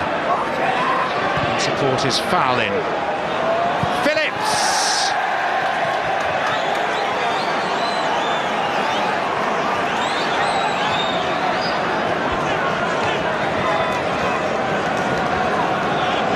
Four opportunities since the break for QPR.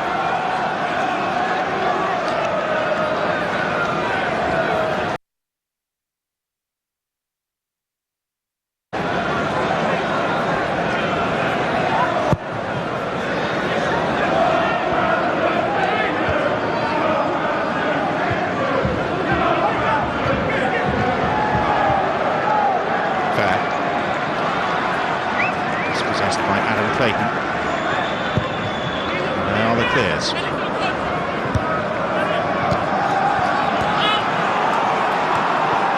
Adoma.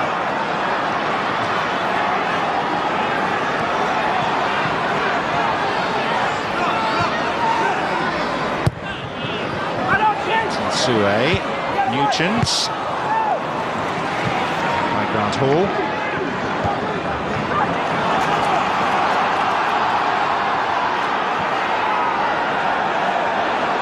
Fabrini. Ledbetter.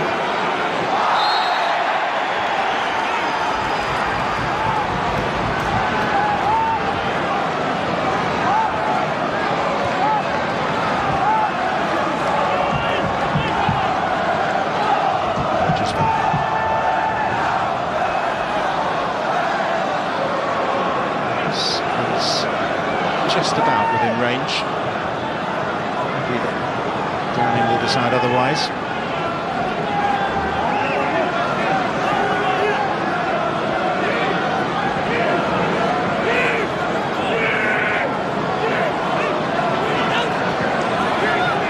Downing's walked away and it's going to be Ledbetter to take it. Ledbetter does go direct and disappointingly so.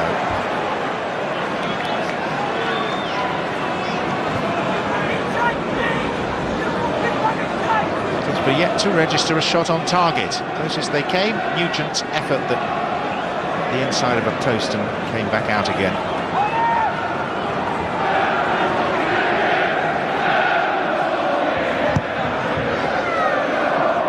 Hard going. The replace Borough.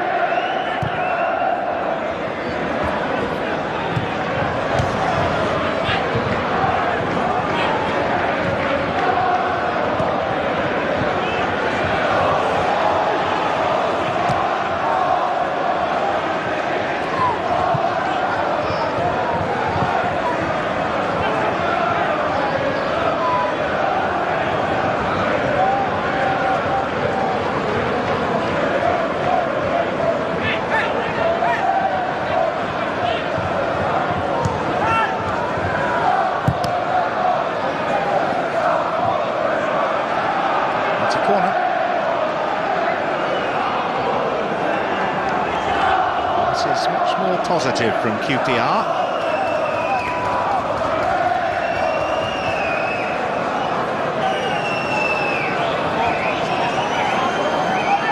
Alejandro Faulin will take. There's a queue of participants. Carl Henry. Faulin, hold of the cross. Cover.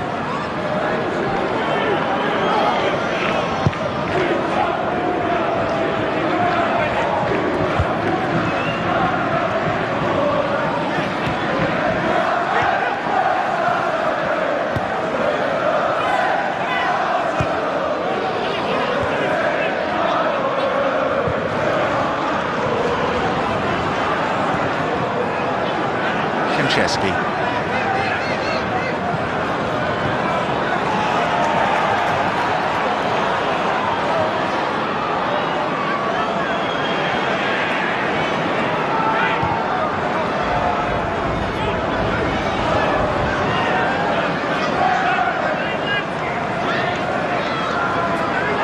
Who's been in fine form this season.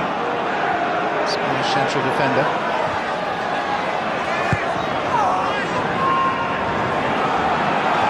Farlin.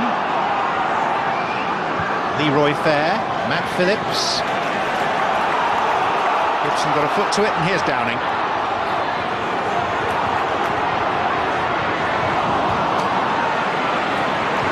Hall. George Friend. Nearly costly for QPR.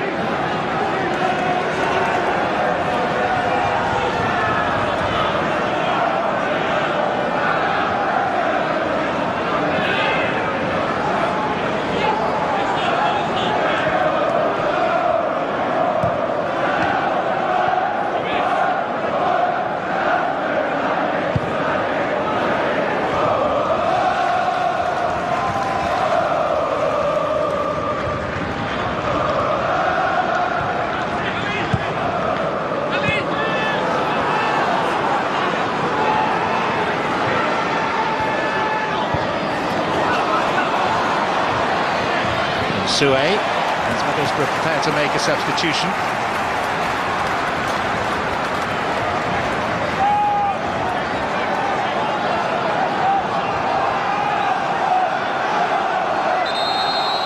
Greeny is going to come off.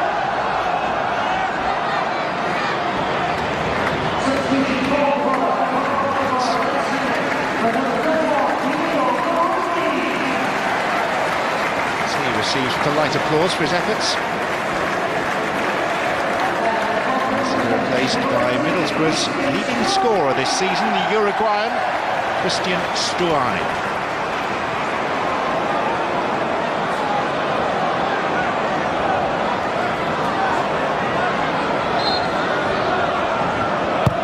Ledbetter. Just over Ayala. Maybe he mistimed his run to a degree. Clayton. Friend stumbles. Won't run for Perch. To go dead.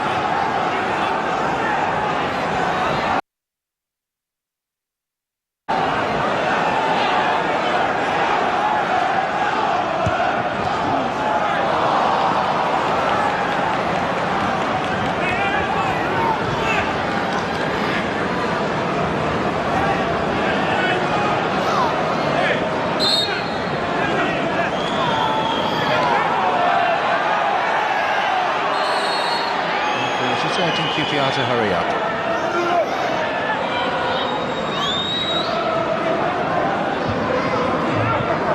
Point would lift QPR 2 places into the top half of the championship. They'll be up to 11th. Downing. Sue. Downing.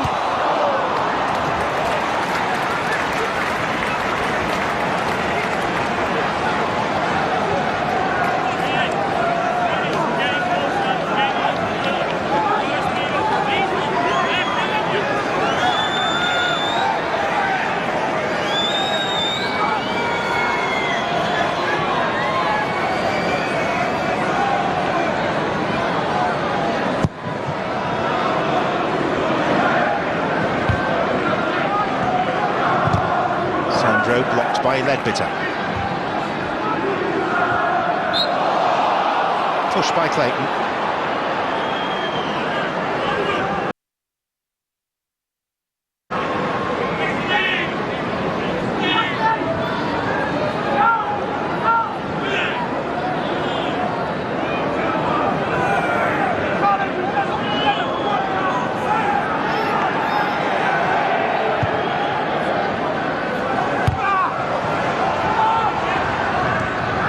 Started with Nader Manua.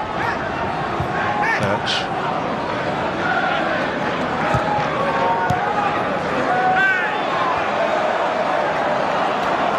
Friend.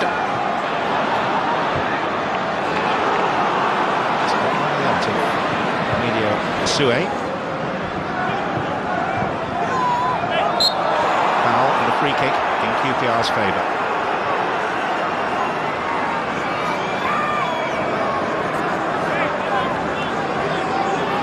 Still the messages come from Neil Warnock, sitting elsewhere watching this game on television.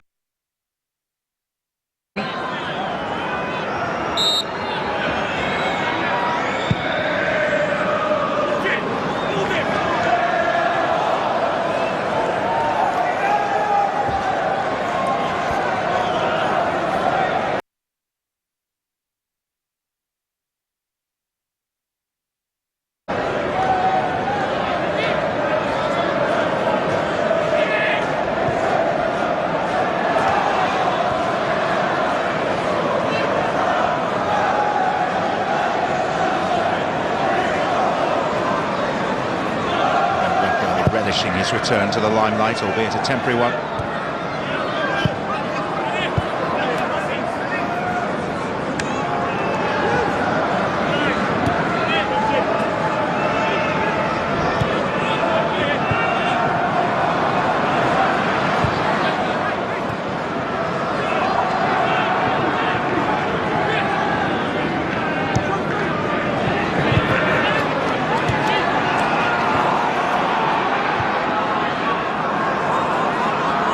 Downing.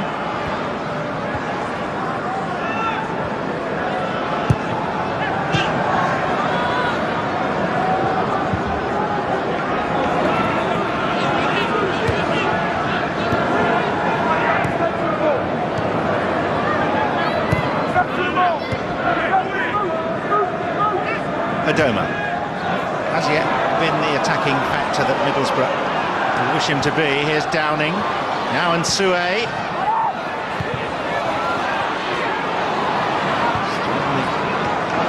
Bring the ball under his control. Carl Henry.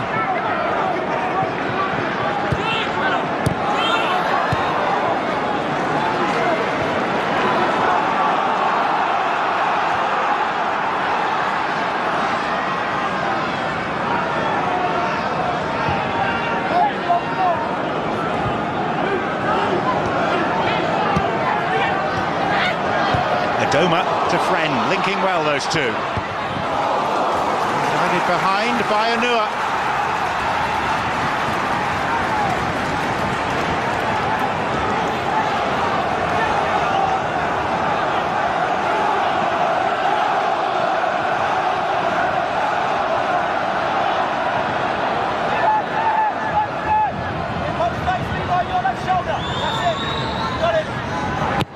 Downing. Unfair. Adoma.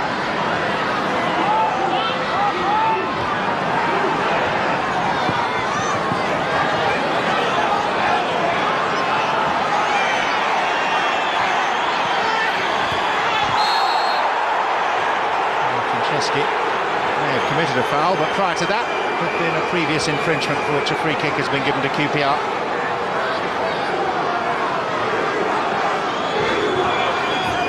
Home record this season in the league: 6 wins, 1 draw, 1 defeat. Only Bristol City have won here. The Borough have lost just 2 of their last 28 home games.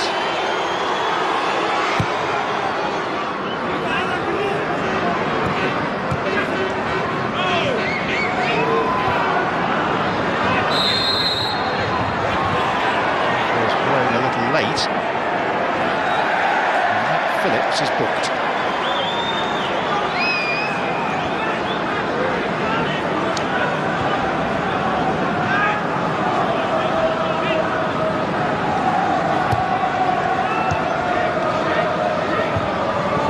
His 3rd yellow of the season.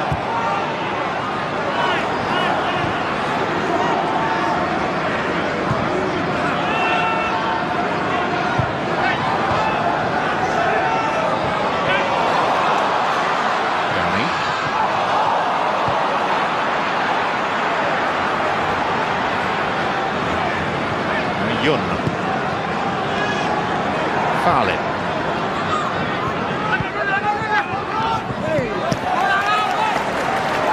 20 minutes to play at the Riverside.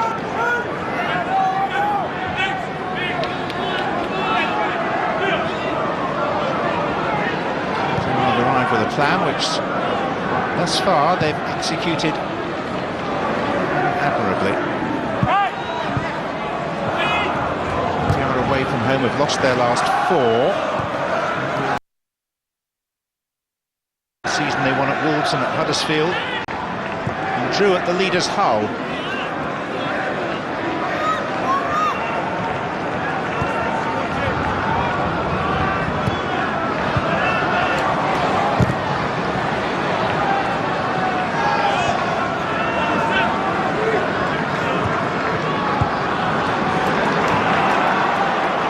Gibson.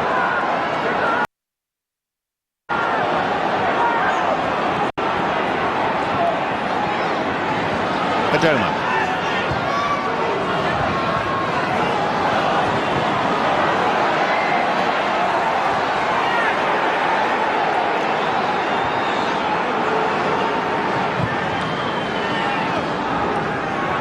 Phillips.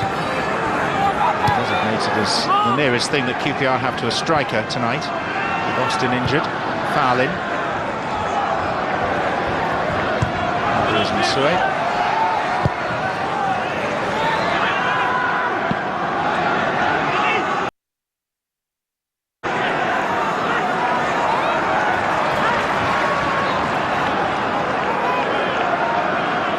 Rangers making their longest trip of the season tonight.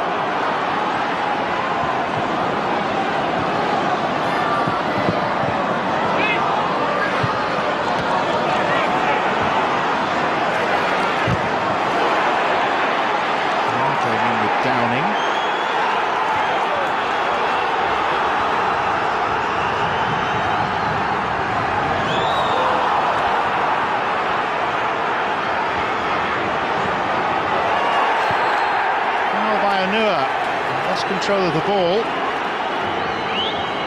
Followed up with a rather rash tackle for which he gets yellow.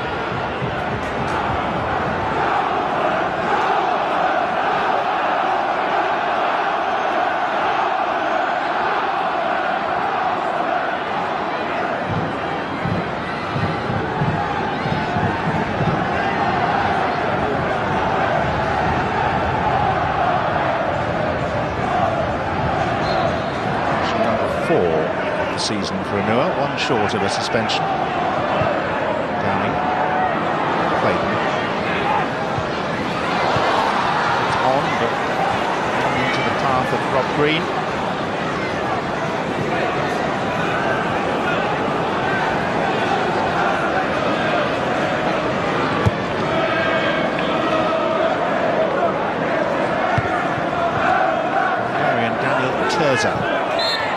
Looking ready to come on for QPR.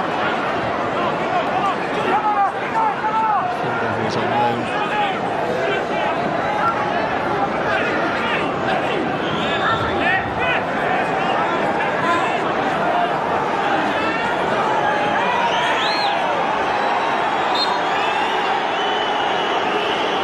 We're just inquiring as to the well-being of 1 or 2 of his players. The substitution. This is Farlin. There's only 2 in the box, and he managed to locate one of them. Grant Hall.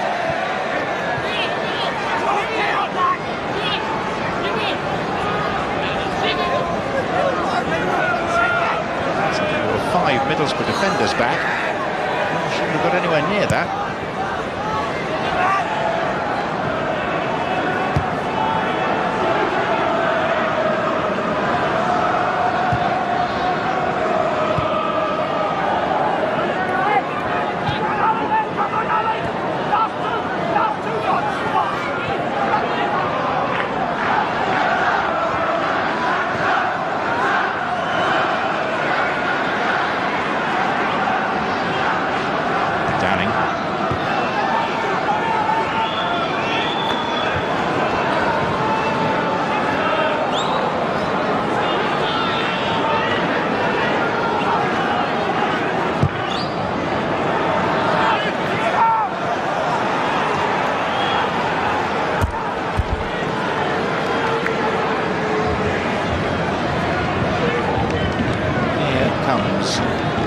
Turza.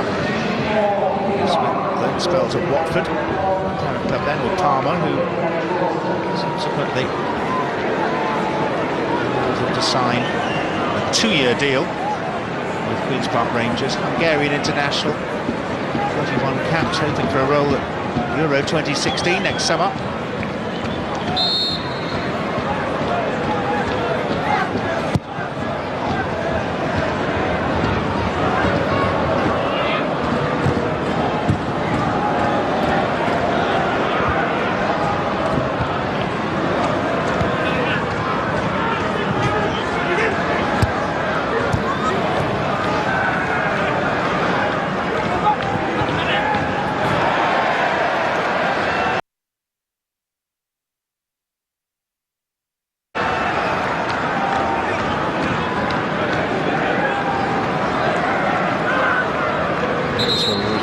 Substitution of their own. Kike's coming on. Spanish striker, signed from Murcia, £2.7 million at the start of last season.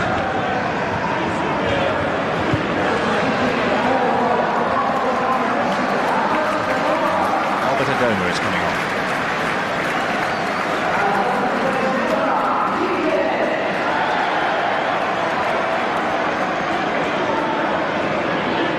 Attendance tonight just exceeds 20,000.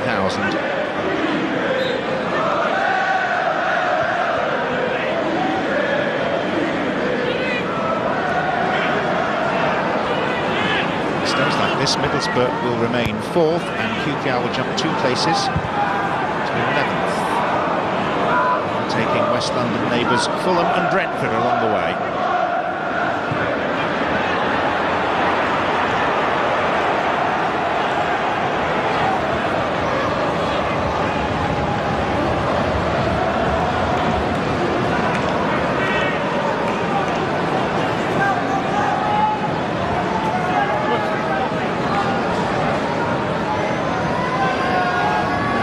Joling, the other one, really frustrated.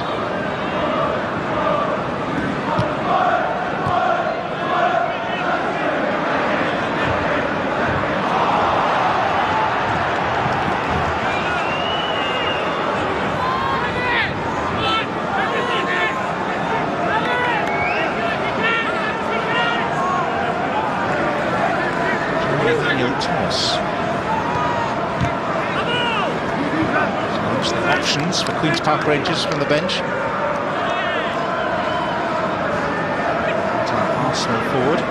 Recently has scored a good number of goals for Bristol City, joining the postseason.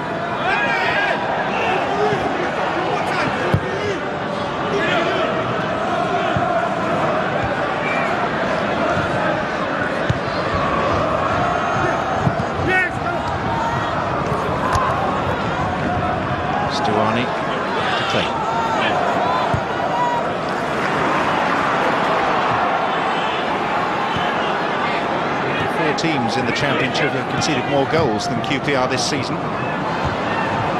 This display of resilience, somewhat out of character.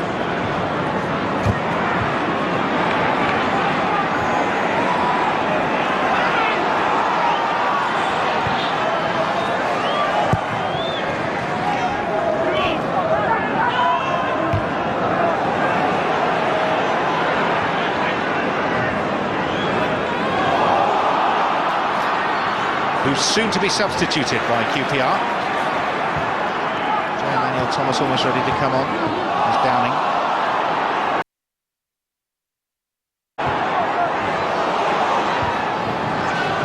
It's a display of collective determination from Queen's Park Rangers so far.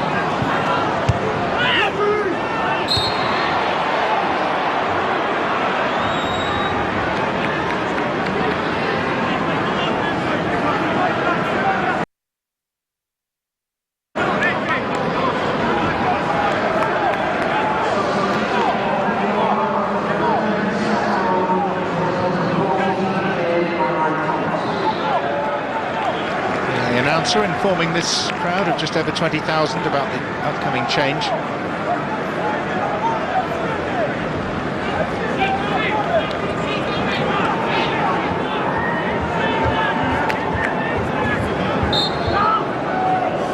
There's J. Emmanuel Thomas, who's replaced Sandro.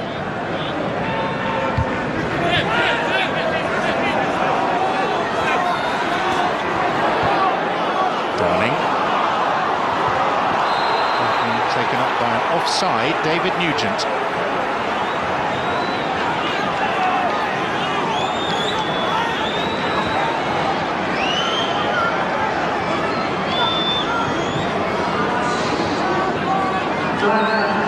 Argument that Grant Hall might have been playing him on.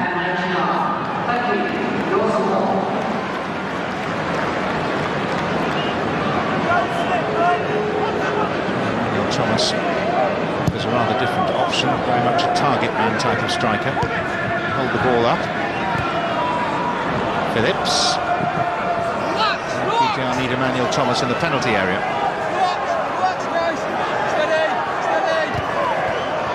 Phillips does his job and wins a corner from Friend.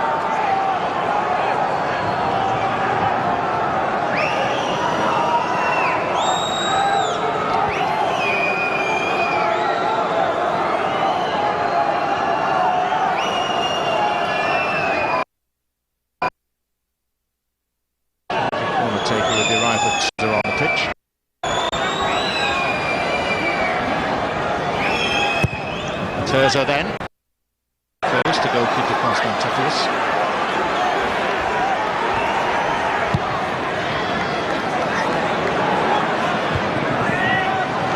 Chesney's header down to the other fullback, James Perch.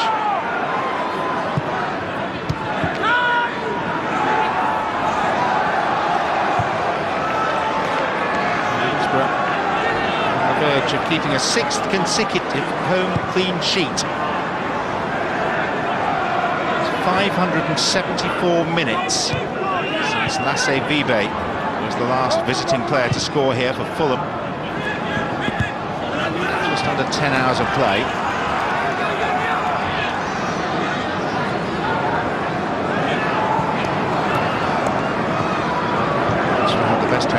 Championship last season.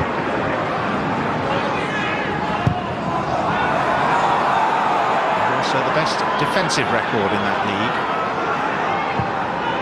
So they're capable of emulating. Third best defence behind Hull and Derby.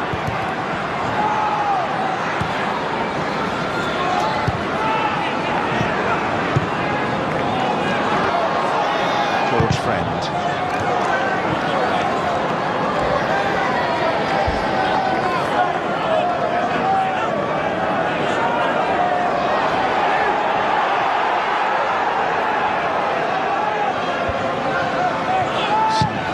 Substitution. Gibson. Caught by the boot of jam. Emmanuel Thomas. Still keen to get on with matters. This is Ayala.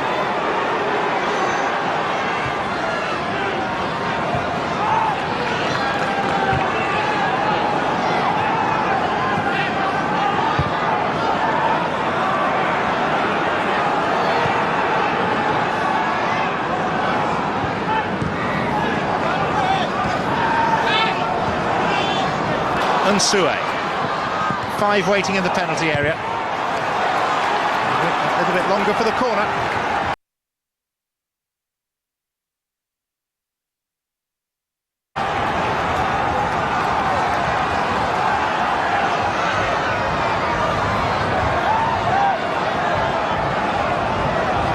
Bitter lining this up.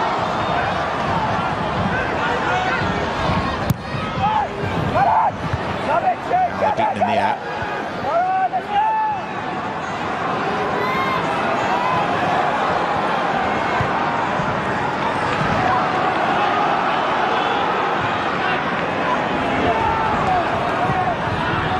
Downing. Stuani.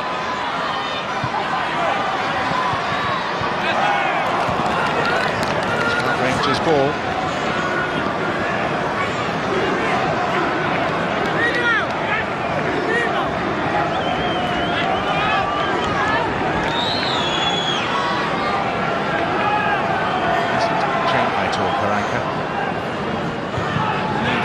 Moments that QPR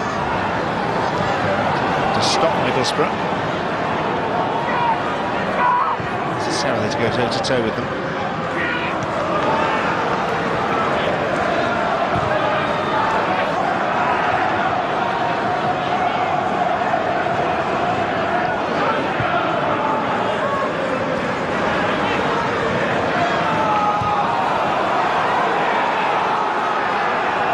Gibson.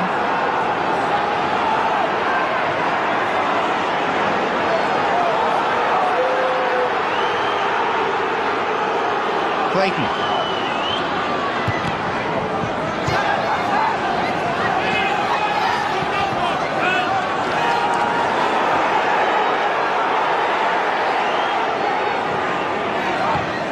Kike. Adam Clayton. Useful cross. Goalkeeper went off on some sort of adventure, seeking to take in a ball he was never going to reach. Clayton again. Kike. He's been seen off by a combination of Henry and Phillips.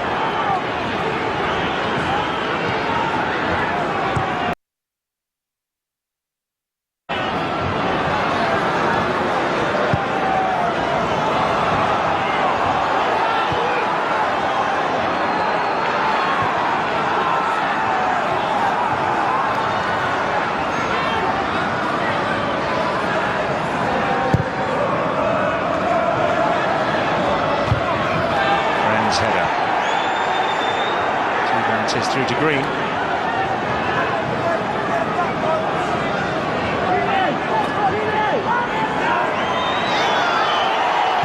This was the strange moment from Rob Green. Left his line unguarded. He's never going to reach it. It's an argument that there's a foul by Nsoe on Yon on the far post, but it's a given.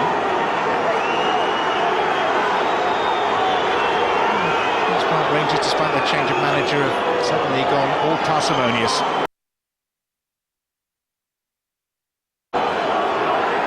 Tonight, they conceded just 2 goals in their last 6 games.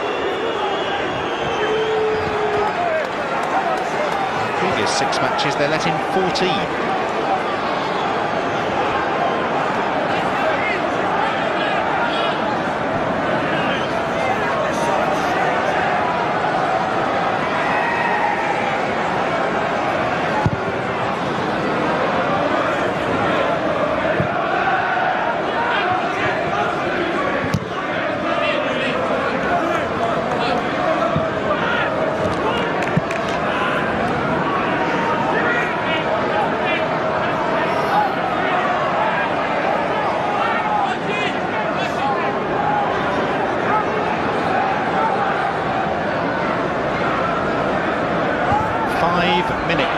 Expected to be added on at the end of this.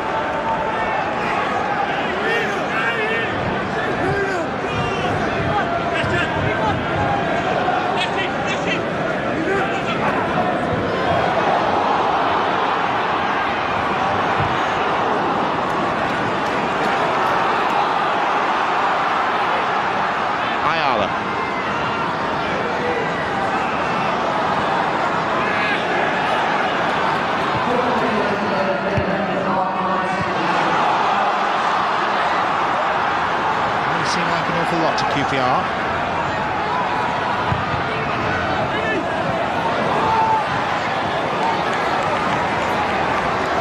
Defiant tonight, determined not to let this slip. To Middlesbrough, good result for any team. One in the midst of managerial upheaval.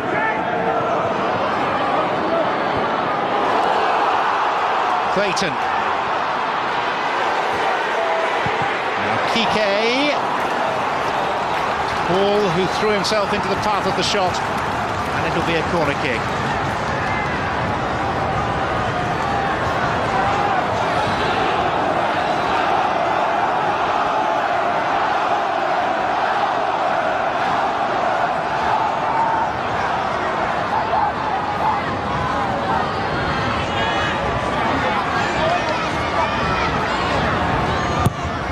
Ledbetter.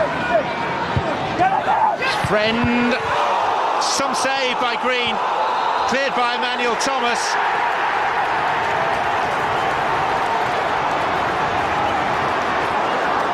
And Chris Kavanagh, the referee, being called in here to adjudicate, and a handball on the line by Leroy Fair means that he is sent off and Middlesbrough have a chance to win the game.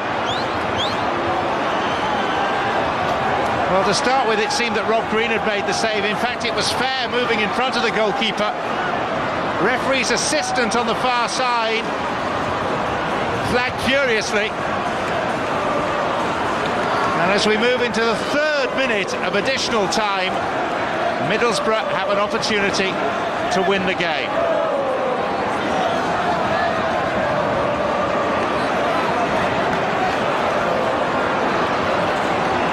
Middlesbrough's first shot on target yields a penalty kick.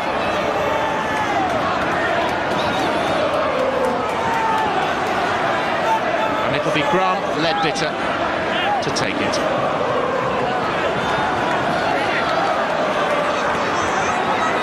Green, maybe gamesmanship, maybe not, just suggesting the ball isn't properly placed on the spot. This to go 3rd in the Championship tonight, and to end QPR's defiance and resistance. Ledbetter scores with 93 minutes played.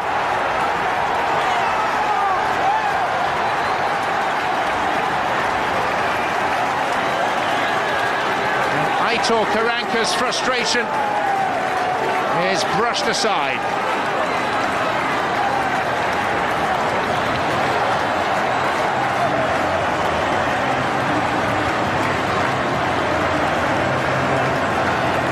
Second successful spot kick of the season for North East born Grant Ledbetter.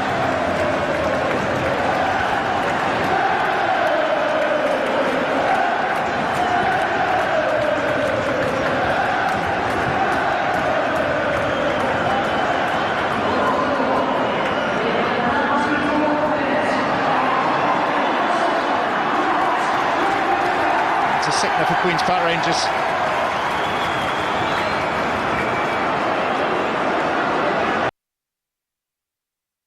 As they seek to return to the Premier League for the first time since 2009. Winger Michael Petrasso, Canadian-born, is going to come on for QPR.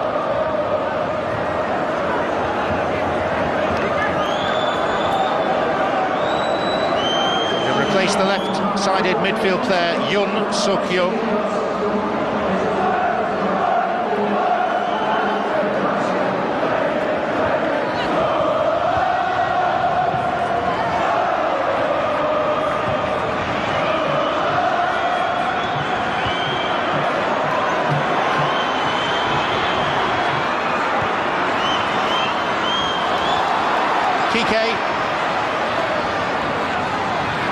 Promised 5 minutes, there will be more added on because of the time it took, the penalty.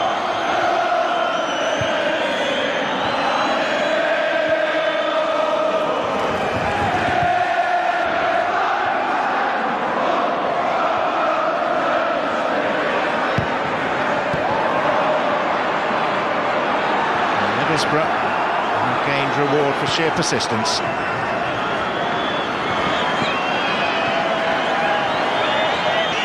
Brink of a 4th win in 5 championship games.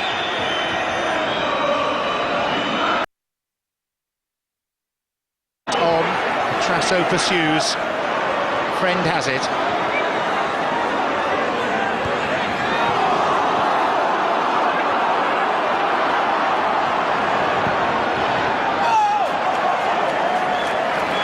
And the game is up for QPR. It came late. Very late, 93rd minute winner from the penalty spot, steered in by Grant Leadbitter for a handball for which Leroy Fair was correctly sent off. It's a 6th clean sheet in a row at home for battling Borough.